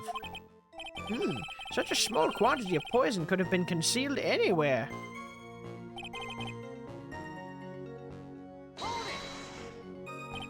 Some kind of a motive? Yeah, but if you ask me, it's been blown way out of proportion. You know what my golden rule is, Detective. Is it... don't move when you're pissing on me? Chuck out a bad cup of coffee. You can always get another. Okay. Huh? I don't get it. I'm saying we can always get another witness on the stand if we have to chuck you out. So stick to the facts, Detective. Now then, what was Miss Bird's motive? Come on, Gumshoe. She was... they said she wanted to steal a lottery ticket. I knew it. That's what we heard yesterday, too. It disappeared from the scene of the crime. And it wasn't just any lottery ticket. It was a winning ticket for $500,000. That's why you never tell anybody. Mr. Armstrong knew about the ticket too, didn't he? But he stole the wrong one. Then is it possible Maggie stole the winning one? What should I do? Should I press on this point a little harder? Wait a minute. The mere fact that the lottery ticket disappeared in no way implicates my client. Ha! I have here in my hand the very ticket in question. That's the $500,000 lottery ticket. One of the female police officers found it when she was conducting a search of the defendant. What? Order, order. She's quite a lucky bird, our little waitress. You will submit that ticket as evidence to the court immediately. I'd better keep an eye on that ticket. The way the judge's voice is quivering. A winning ticket for $500,000 found during a body search of Maggie. The ticket was presented in the court in the previous trial too, but it feels heavier now somehow. $500,000, you say? It's just a scrap of paper. What matters is where it was found, Your Honor. And that's on Maggie's person, unfortunately. That's enough. The facts of this case seem overwhelmingly clear to me. The defendant had ample opportunity to commit the crime of which she's charged. Furthermore, it seems beyond reasonable doubt that she did indeed commit the crime. I like an old man who knows the score. A sweet, sexy old man. There's also the matter of the $500,000 lottery ticket. Can I keep it? That alone provides a very credible motive. I mean, for that sum of money, even I might be tempted to bend the rules. I don't mind an old man who's weak to the siren call of money. He's into old men. Not good, Nick. The evidence against Maggie is starting to pile up fast. Yeah, that's because the court has ruled guilty once already. I'd say it's about time to wrap up this repeat performance with one final decisive piece of evidence. He's got more evidence against Maggie? This is the apron of the delightful Miss Bird was wearing at the time. Wow, that's not the cleanest apron I've seen. That stain looks like... It can't be blood, can it? Ha! It seems the star of our play was a little flustered. And somehow spilled coffee on herself. A coffee? That's not exactly the first thing that caught my eye. Of course, the coffee stain isn't the most interesting thing about this apron. No, there's something else that stands out even more. Something else? I presume you mean... Of course, I'm referring to the pocket. The pocket? A search carried out right after the incident uncovered this. Potassium cyanide, the very poison used by the killer, was in her apron pocket. A bottle of poison in Maggie's pocket? Yeah, and Maggie's prints were the only ones on it. What?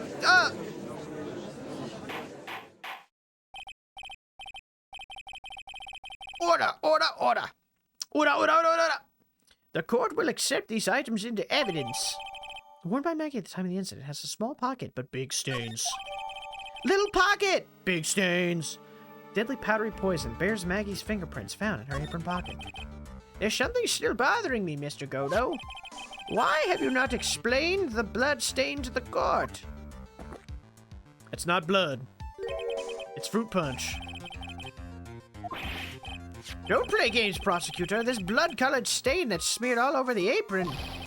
That's ridiculous. No one told me anything about a blood stain. You don't need to be told. Just look at it. Well, detective, could this stain really be blood? No way, sir. That's, it's just ketchup, sir. She's innocent. She's innocent. She has to be innocent. Ketchup? Ketchup is from God. Ketchupness is next to godliness, which means that the ketchup protected her from dying in that moment. It has to be... We have to line ourselves with the ketchup. Otherwise, we're talking about fucking mustard. And if we're talking about mustard, that doesn't make sense. Because mustard is disgusting, and mayo is atrocious. It has to be ketchup. Everything lines up with ketchup. It only makes sense. Where's my ketchup?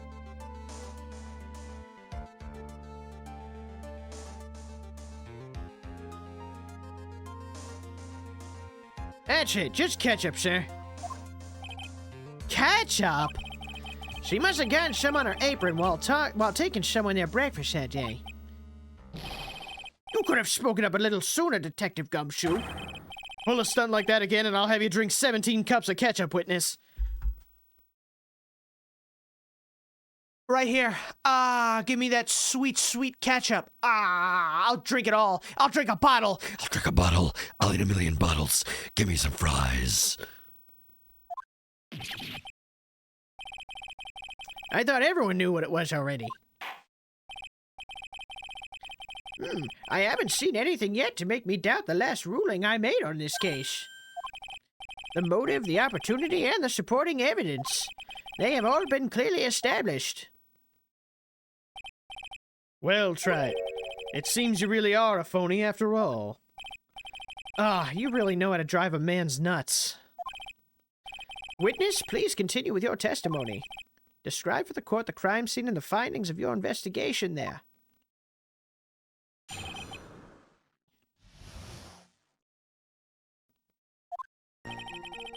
Your crime was reported at 2:25 p.m. by a kind of scary old man, sir.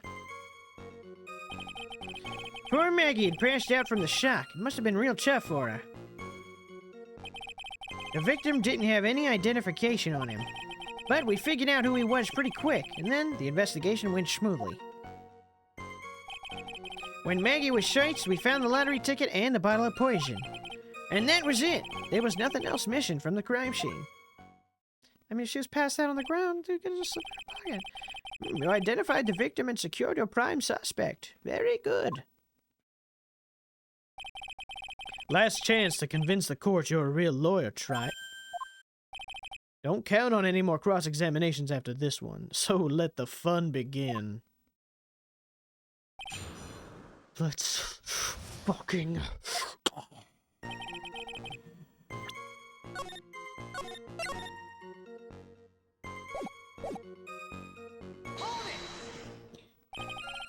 Scary old man, Detective Gumshoe? There's an old man who's a regular at the restaurant where the incident happened. Ah, we're obviously talking about the same old man. Officers were dispatched right after the report came in, but the old guy still made a fuss. What took you so long? Then he hurled abuse at him. There's ant seeds. Seeds. Ha! It was nothing. I caught each one with my teeth.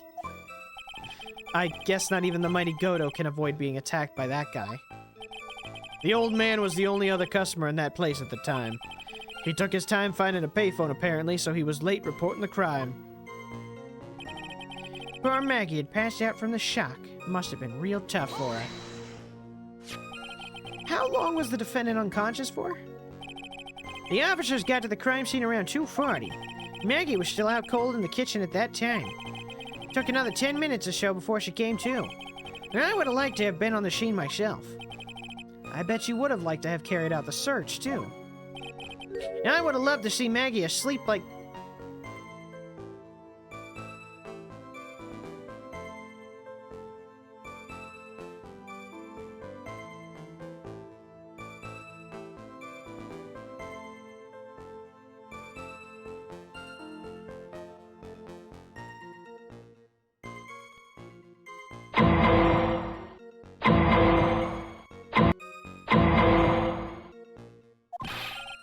You're a professional, Detective Gumshoe, not a professional bird watcher.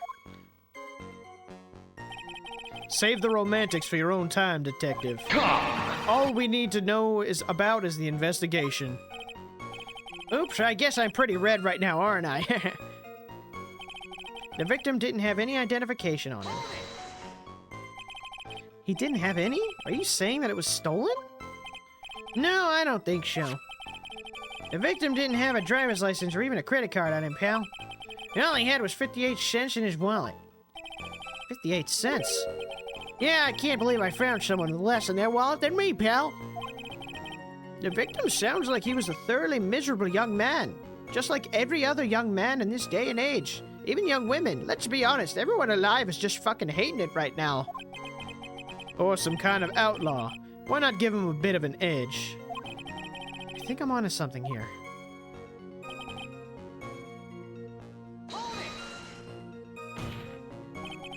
Wait a sec. Eh? Did I say something dumb again? Yeah, I mean, you never stop. Never mind. Let me paraphrase what you just testified to this court. The victim didn't have any form of ID on him. That's basically what you said, yes? Yeah, basically. In that case, how were you able to identify the victim so quick? Oh, damn. He's so let down he's got the whole sagging shoulders and puppy eyes thing going. There was a prescription bag on the victim's table along with the lottery ticket. It seems Mr. Glenn Elg visited his doctor before he went to Trebian. We got the victim's name from the medical records of the doc who prescribed the meds. That's a reliable enough source for the court.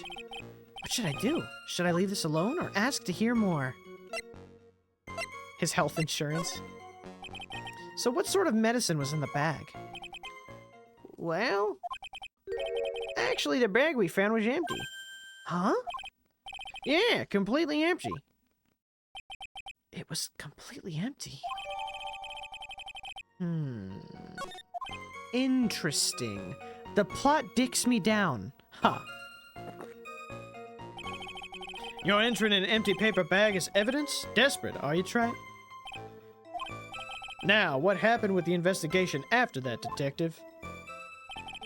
When Maggie was searched, we found the lottery ticket and the bottle of poison. And that was it. There was nothing else missing from the crime scene. If I don't find a hole, I can't fuck it.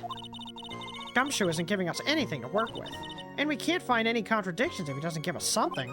Yeah, that's true. But Maggie and Gumshoe are like Dumb and Dumber. Our only hope is that they're so dumb, they miss something obvious. Come on, Gumshoe, be the dumbest you've ever been. Guys, pray for Dumb. Pray for Gumshoe to be as stupid as he possibly can.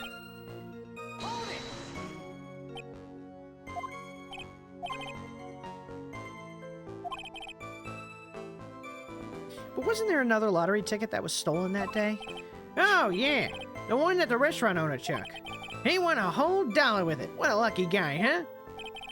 And they're just going to let him get away with it? It was just $1, detective. I guess no one cares when it's that little, except for Gumshoe. He likes them big. If I don't find a hole in this testimony... Okay, so... Did I not press that before? So, poor Maggie passed out. The victim didn't have identification, but we figured out who he was pretty quick. Maggie was searched, found a lottery ticket. Why did it reset me there? This is the one I pressed, and then it, like, reset me. I'm gonna ask about his insurance.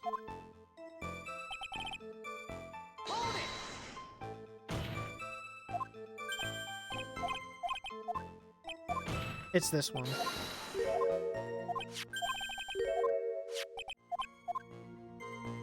Okay. When Maggie was searched, she found a lottery ticket and a bottle of poison. But the defendant had been passed out for a while, correct? In that case, isn't it possible someone planted the evidence in Maggie's pocket? Hey, yeah, you nailed it, pal. It happens to me all the time. We had a department party the other day, and when I got home, I was wearing the boss's shoes. Keep up this crazy testimony, detective, and those shoes will end up down your throat and in your ass. Sorry. So, Trat, someone planted the evidence in Maggie's pocket?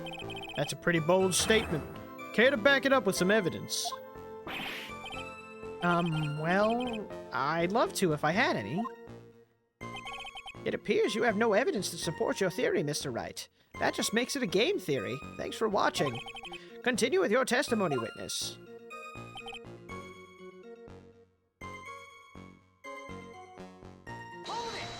Let's press this. And I'll check it, and the bottle of poison were unaccounted for. Yeah. It's true those two items are accounted for, but wasn't there another lottery ticket?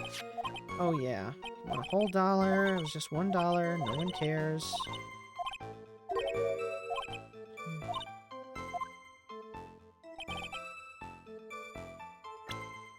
So do I gotta repress everything?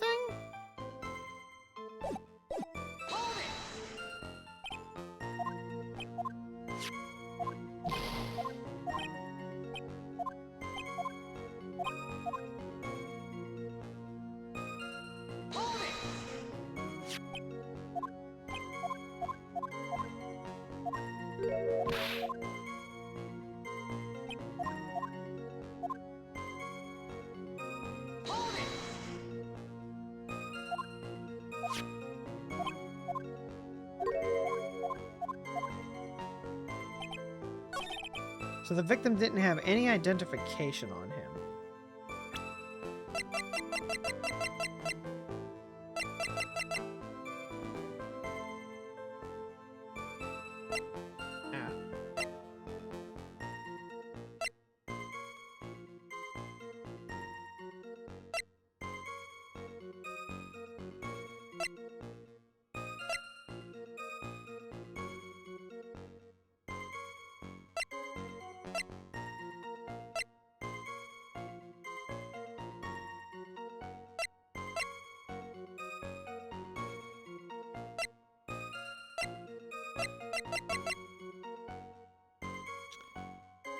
The victim got this from the doctor.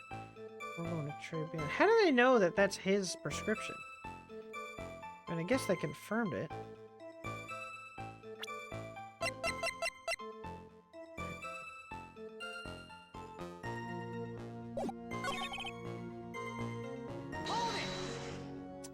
Alright, I'm a little lost on what to do here. Victim didn't have any form of ID. Yeah.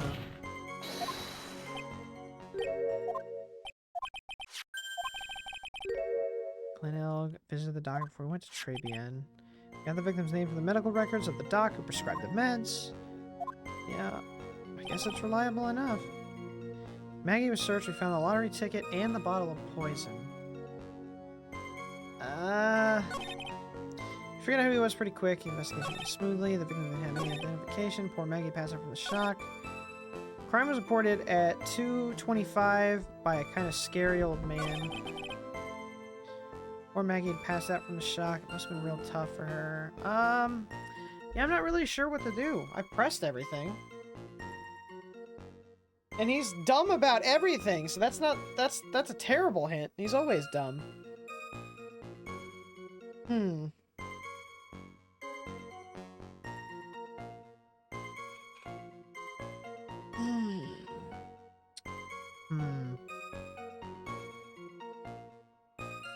Maggie passed out from the shock. I'm just not really sure what I'm supposed to present here. I mean, it's gotta... He gave us the prescription. I feel like I'm supposed to use that.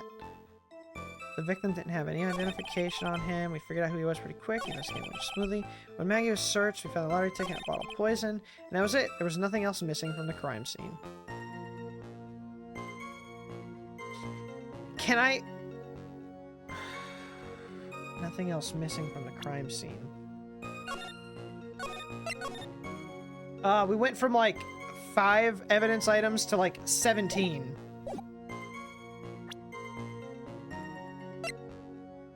So we've got the prescription bag, the potassium cyanide, the apron, the lottery ticket, the coffee cup, the crime photo, the floor plan, the autopsy.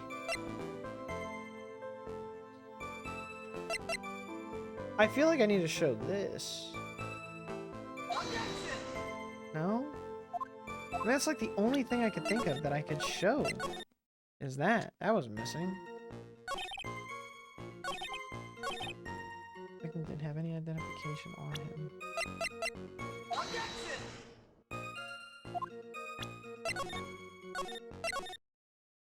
Damn!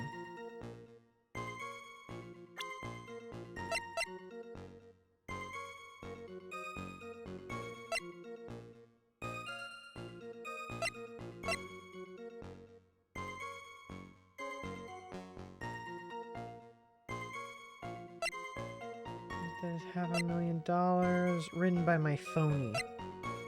Night of potassium cyanide poison. Time of death was between 1:30 and 2:30. Photo of the scene taken from near the kitchen. Coffee cup.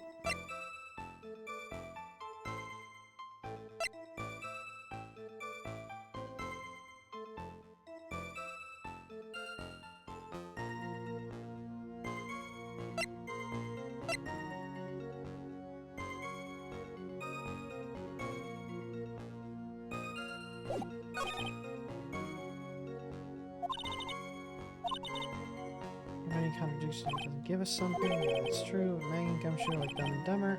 What happens? They were so dumb they missed something obvious.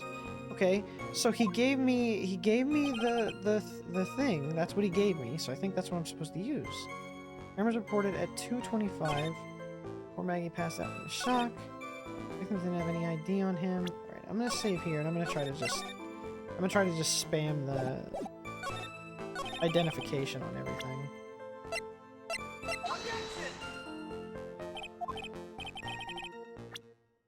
I really just don't have a clue what I'm supposed to do here.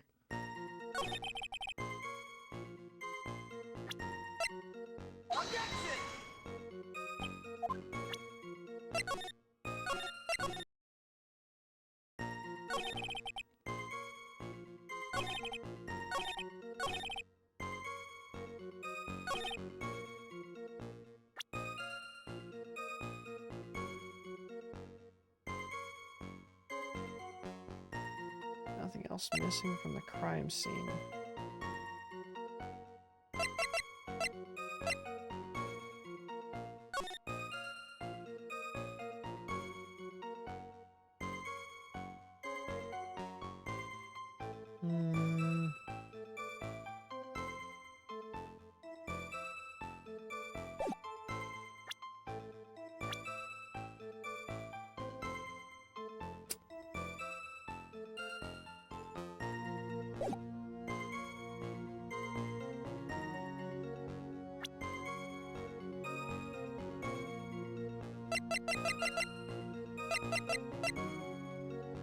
Time of death was between 1:30 and 2:30.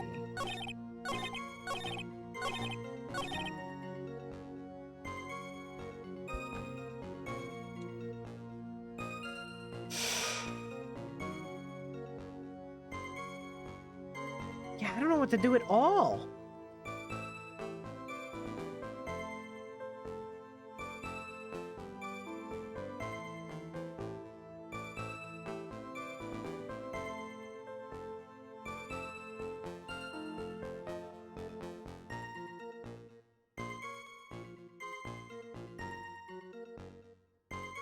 Yeah, I don't think I haven't been this stumped by anything yet. But it's just so early, I really don't have any information. I don't know what it's supposed to be. The crime was reported at 2:25. Poor Maggie had passed out from the shock. Must have been real tough for her. The victim didn't have any idea. I guess I'll just read through everything again and see if I see it. Scary old man, Detective Gumshoe. There's an old man who's a regular at the restaurant where the incident happened. Ah, we're obviously talking about the same old man. Officers were dispatched right after the report came in. The old guy still made a fuss. What took you so long? Then he hurled abuse at them and seeds. So I don't think this is it. I feel like it's the ID one.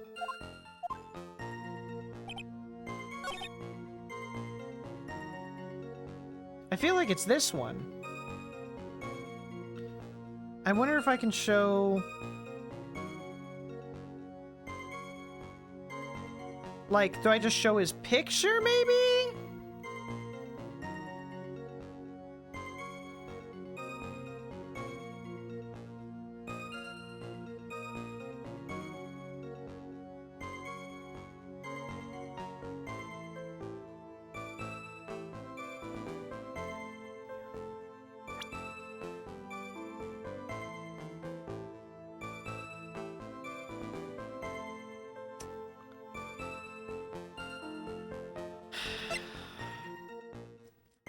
Bag, cyanide, the apron, the lottery ticket, the coffee cup, the crime photo, the floor plans, the autopsy report. The autopsy report was 132:30. It was reported at...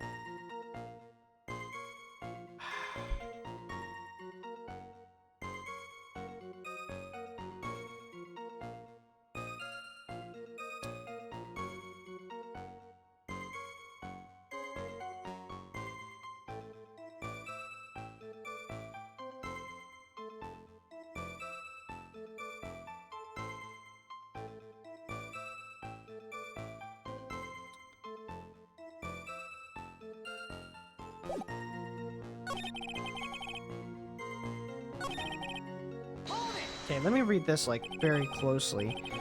He didn't have any. Are you saying it was stolen then? No, I don't think so. The victim didn't have a driver's license or even a credit card on him, pal. All he had was 58 cents in his wallet. 58 cents. Yeah, I can't believe I found someone with less than their wallet than me, pal. The victim sounded like they were going through a thoroughly... or that he was a thoroughly miserable young man. Or some kind of outlaw. Why not give him a bit of an edge? I think I'm onto something here. Why not give him a bit of an edge? Is that the hint? I'm edging?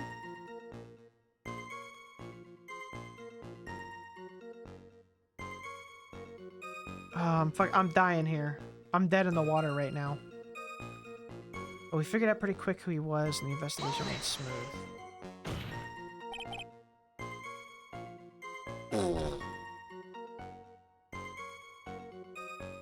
Wait a sec.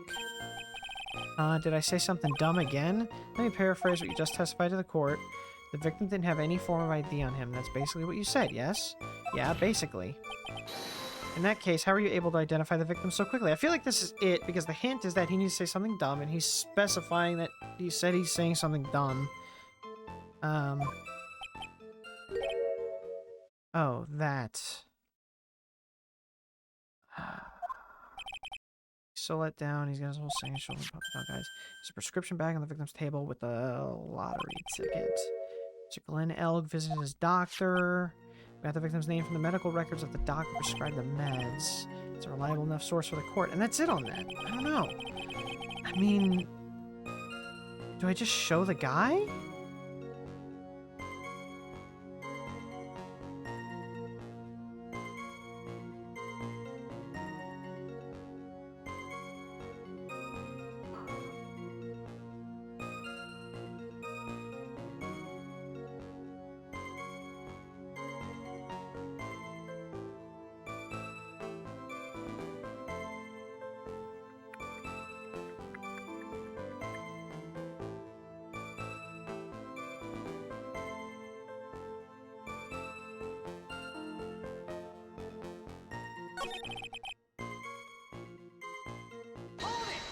We gotta read this again.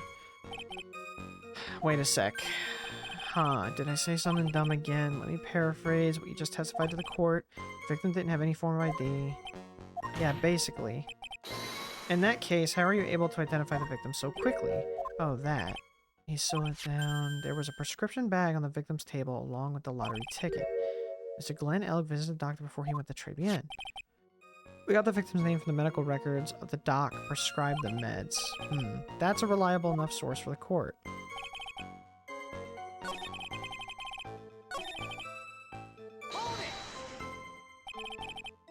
Didn't have any? Are you saying it was stolen then? No, I don't think so. The victim didn't have a driver's license or even a credit card on him. All he had was 58 cents in his wallet. 58 cents? Yeah, I can't believe I found someone less in their wallet than me. The person says, "Throw your miserable young man, some kind of outlaw." I think I'm onto something here. Oh my god!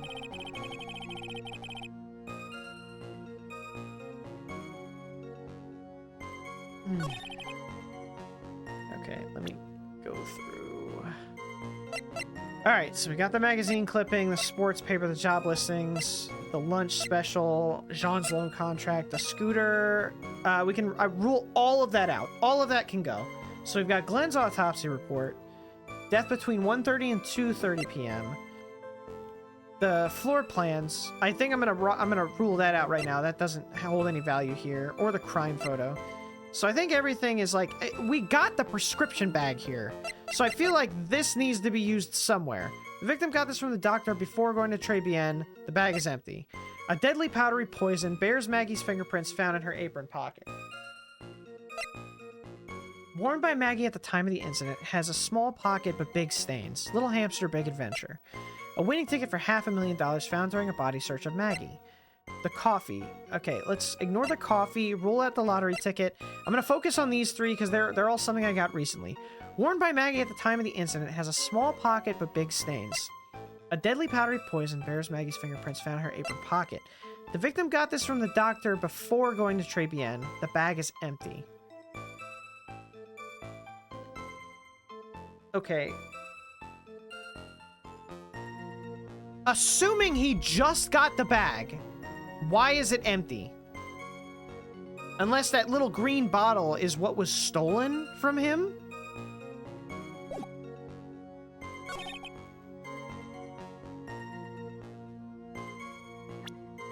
Is that it? Oh, shut up! Shut up! That was so dumb! Detective Gumshoe, I think I should point something out to you.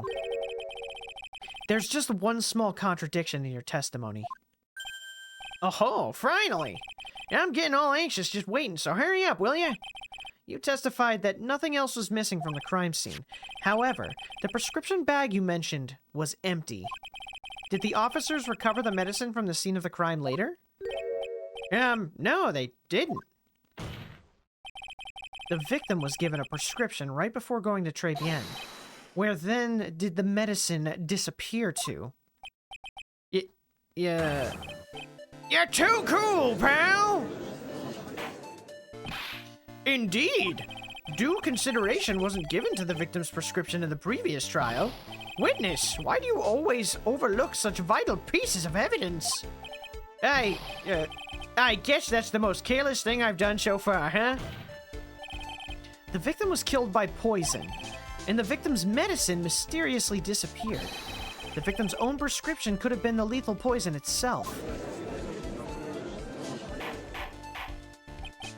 Order! Order! Well, Mr. Godo, what do you have to say to that? Ha! That's all. What? Read for the court the name of the clinic on the prescription bag, if you will. What's the clinic's name got to do with anything? New Ear Atala Narjadana Jana Kolamahala Samalamal Ding Dong Clinic? Otalaranajalaja Kaladi Kala Kololo? Just what kind of illness was the victim suffering from, Mr. Godo? Hardly an illness, Your Honor. More like a bitter war wound, you could say. A war wound? The day before the incident, Mr. Elk found himself in a fight. He took a blow to the side of the head and ruptured his eardrum. He ruptured his eardrum? Then what on earth was the prescription he was given? It was a cream that was to be applied topically inside his ear anal, not to be ingested. What? But where is it? It's mentioned in the autopsy report if you read the fine print. They found traces of medication in the victim's left ear. Yes, here it is, in very, very fine print. It seems Mr. L correctly applied some of this medication while he was at Très Bien. Therefore, it would have been absurd to believe that he would have eaten his medication. It seems this medication is irrelevant to the case after all. No. Mac, if you don't think of something quick, it'll all be over. She's right. But I can't get away with any old weak objection. What should I do? Only moments ago, Mr. Godo made the following statement. It seems Mr. L correctly applied some of his medication while he was at Très Bien. If that's the case, then why was the medication not found at the scene of the crime?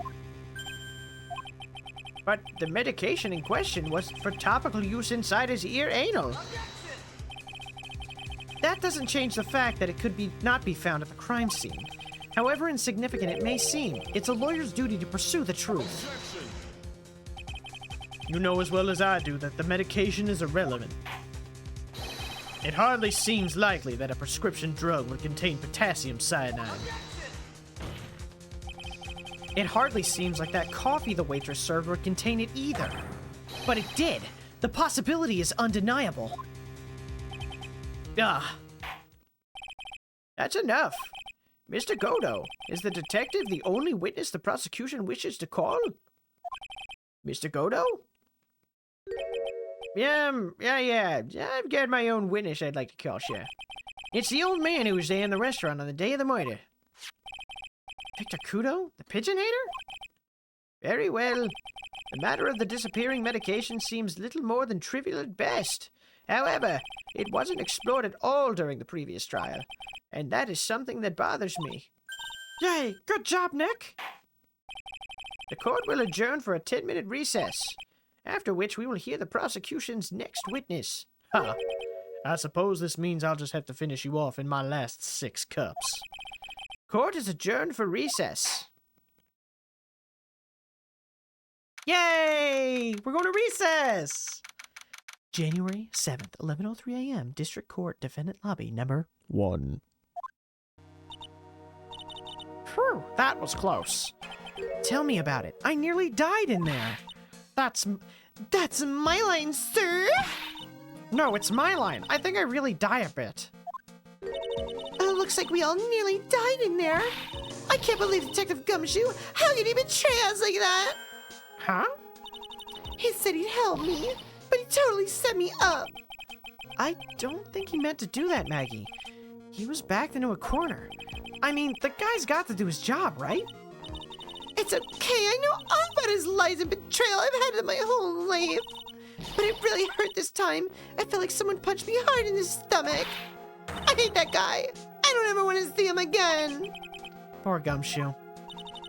So the next witness is going to be that old guy from the park, right? Yeah, Mr. Kudo, lover of waitress outfits and projectile seeds. I bet he's going to be really stubborn. I mean, he's pretty set in his ways, you know? Yeah, he's a big old grouch. Are you going to be able to handle him, Nick? Yeah, I can take whatever he throws at me, even those never-ending bird seeds.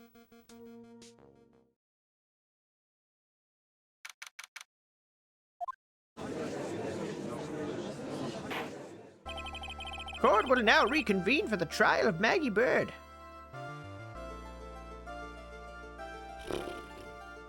I might have to stop here for today. Maybe a little bit more. I gotta go take Aiden and get his haircut. I'm usually off today. I usually take today off, but because my internet wasn't working Monday, I streamed today. Hey, Breeze.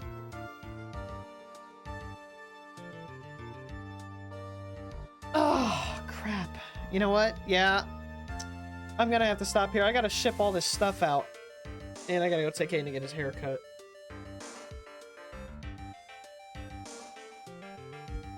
Save again.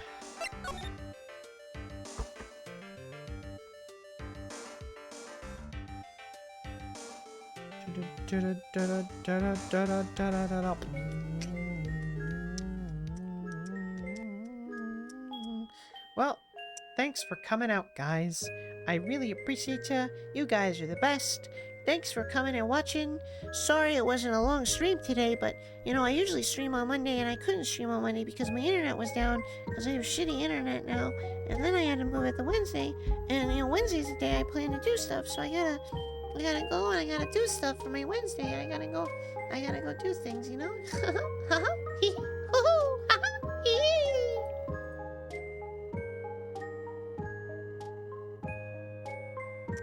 Hey, thanks for coming out, guys. So, what did I put on the schedule for tomorrow? I don't remember. Let me see. Tomorrow is, oh, Ace Attorney again. Okay. So yeah, 12 p.m. So the same time I started today's stream, tomorrow I will be doing the same game, the same video game. We are going to be playing more Ace Attorney, and I'd like to try to get through as much of this episode as I can. So we are going to raid into Rico. So Rico is having his birthday stream today. So, you know, have fun with him and be good, guys.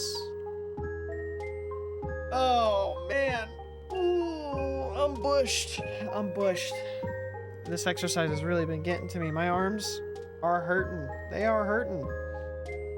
Yeah, if anyone knows any emote artists, I think I might have one I can talk to. I don't know. If anyone knows who does emote artists, please send them to me. I could use as, you know, any references, so I could get some new emotes made.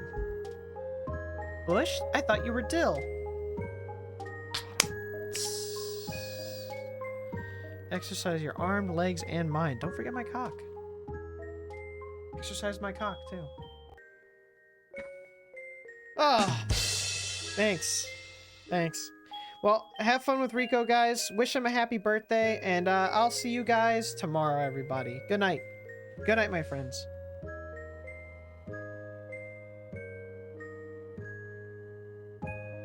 That's just not something that can happen, though. You know what I mean?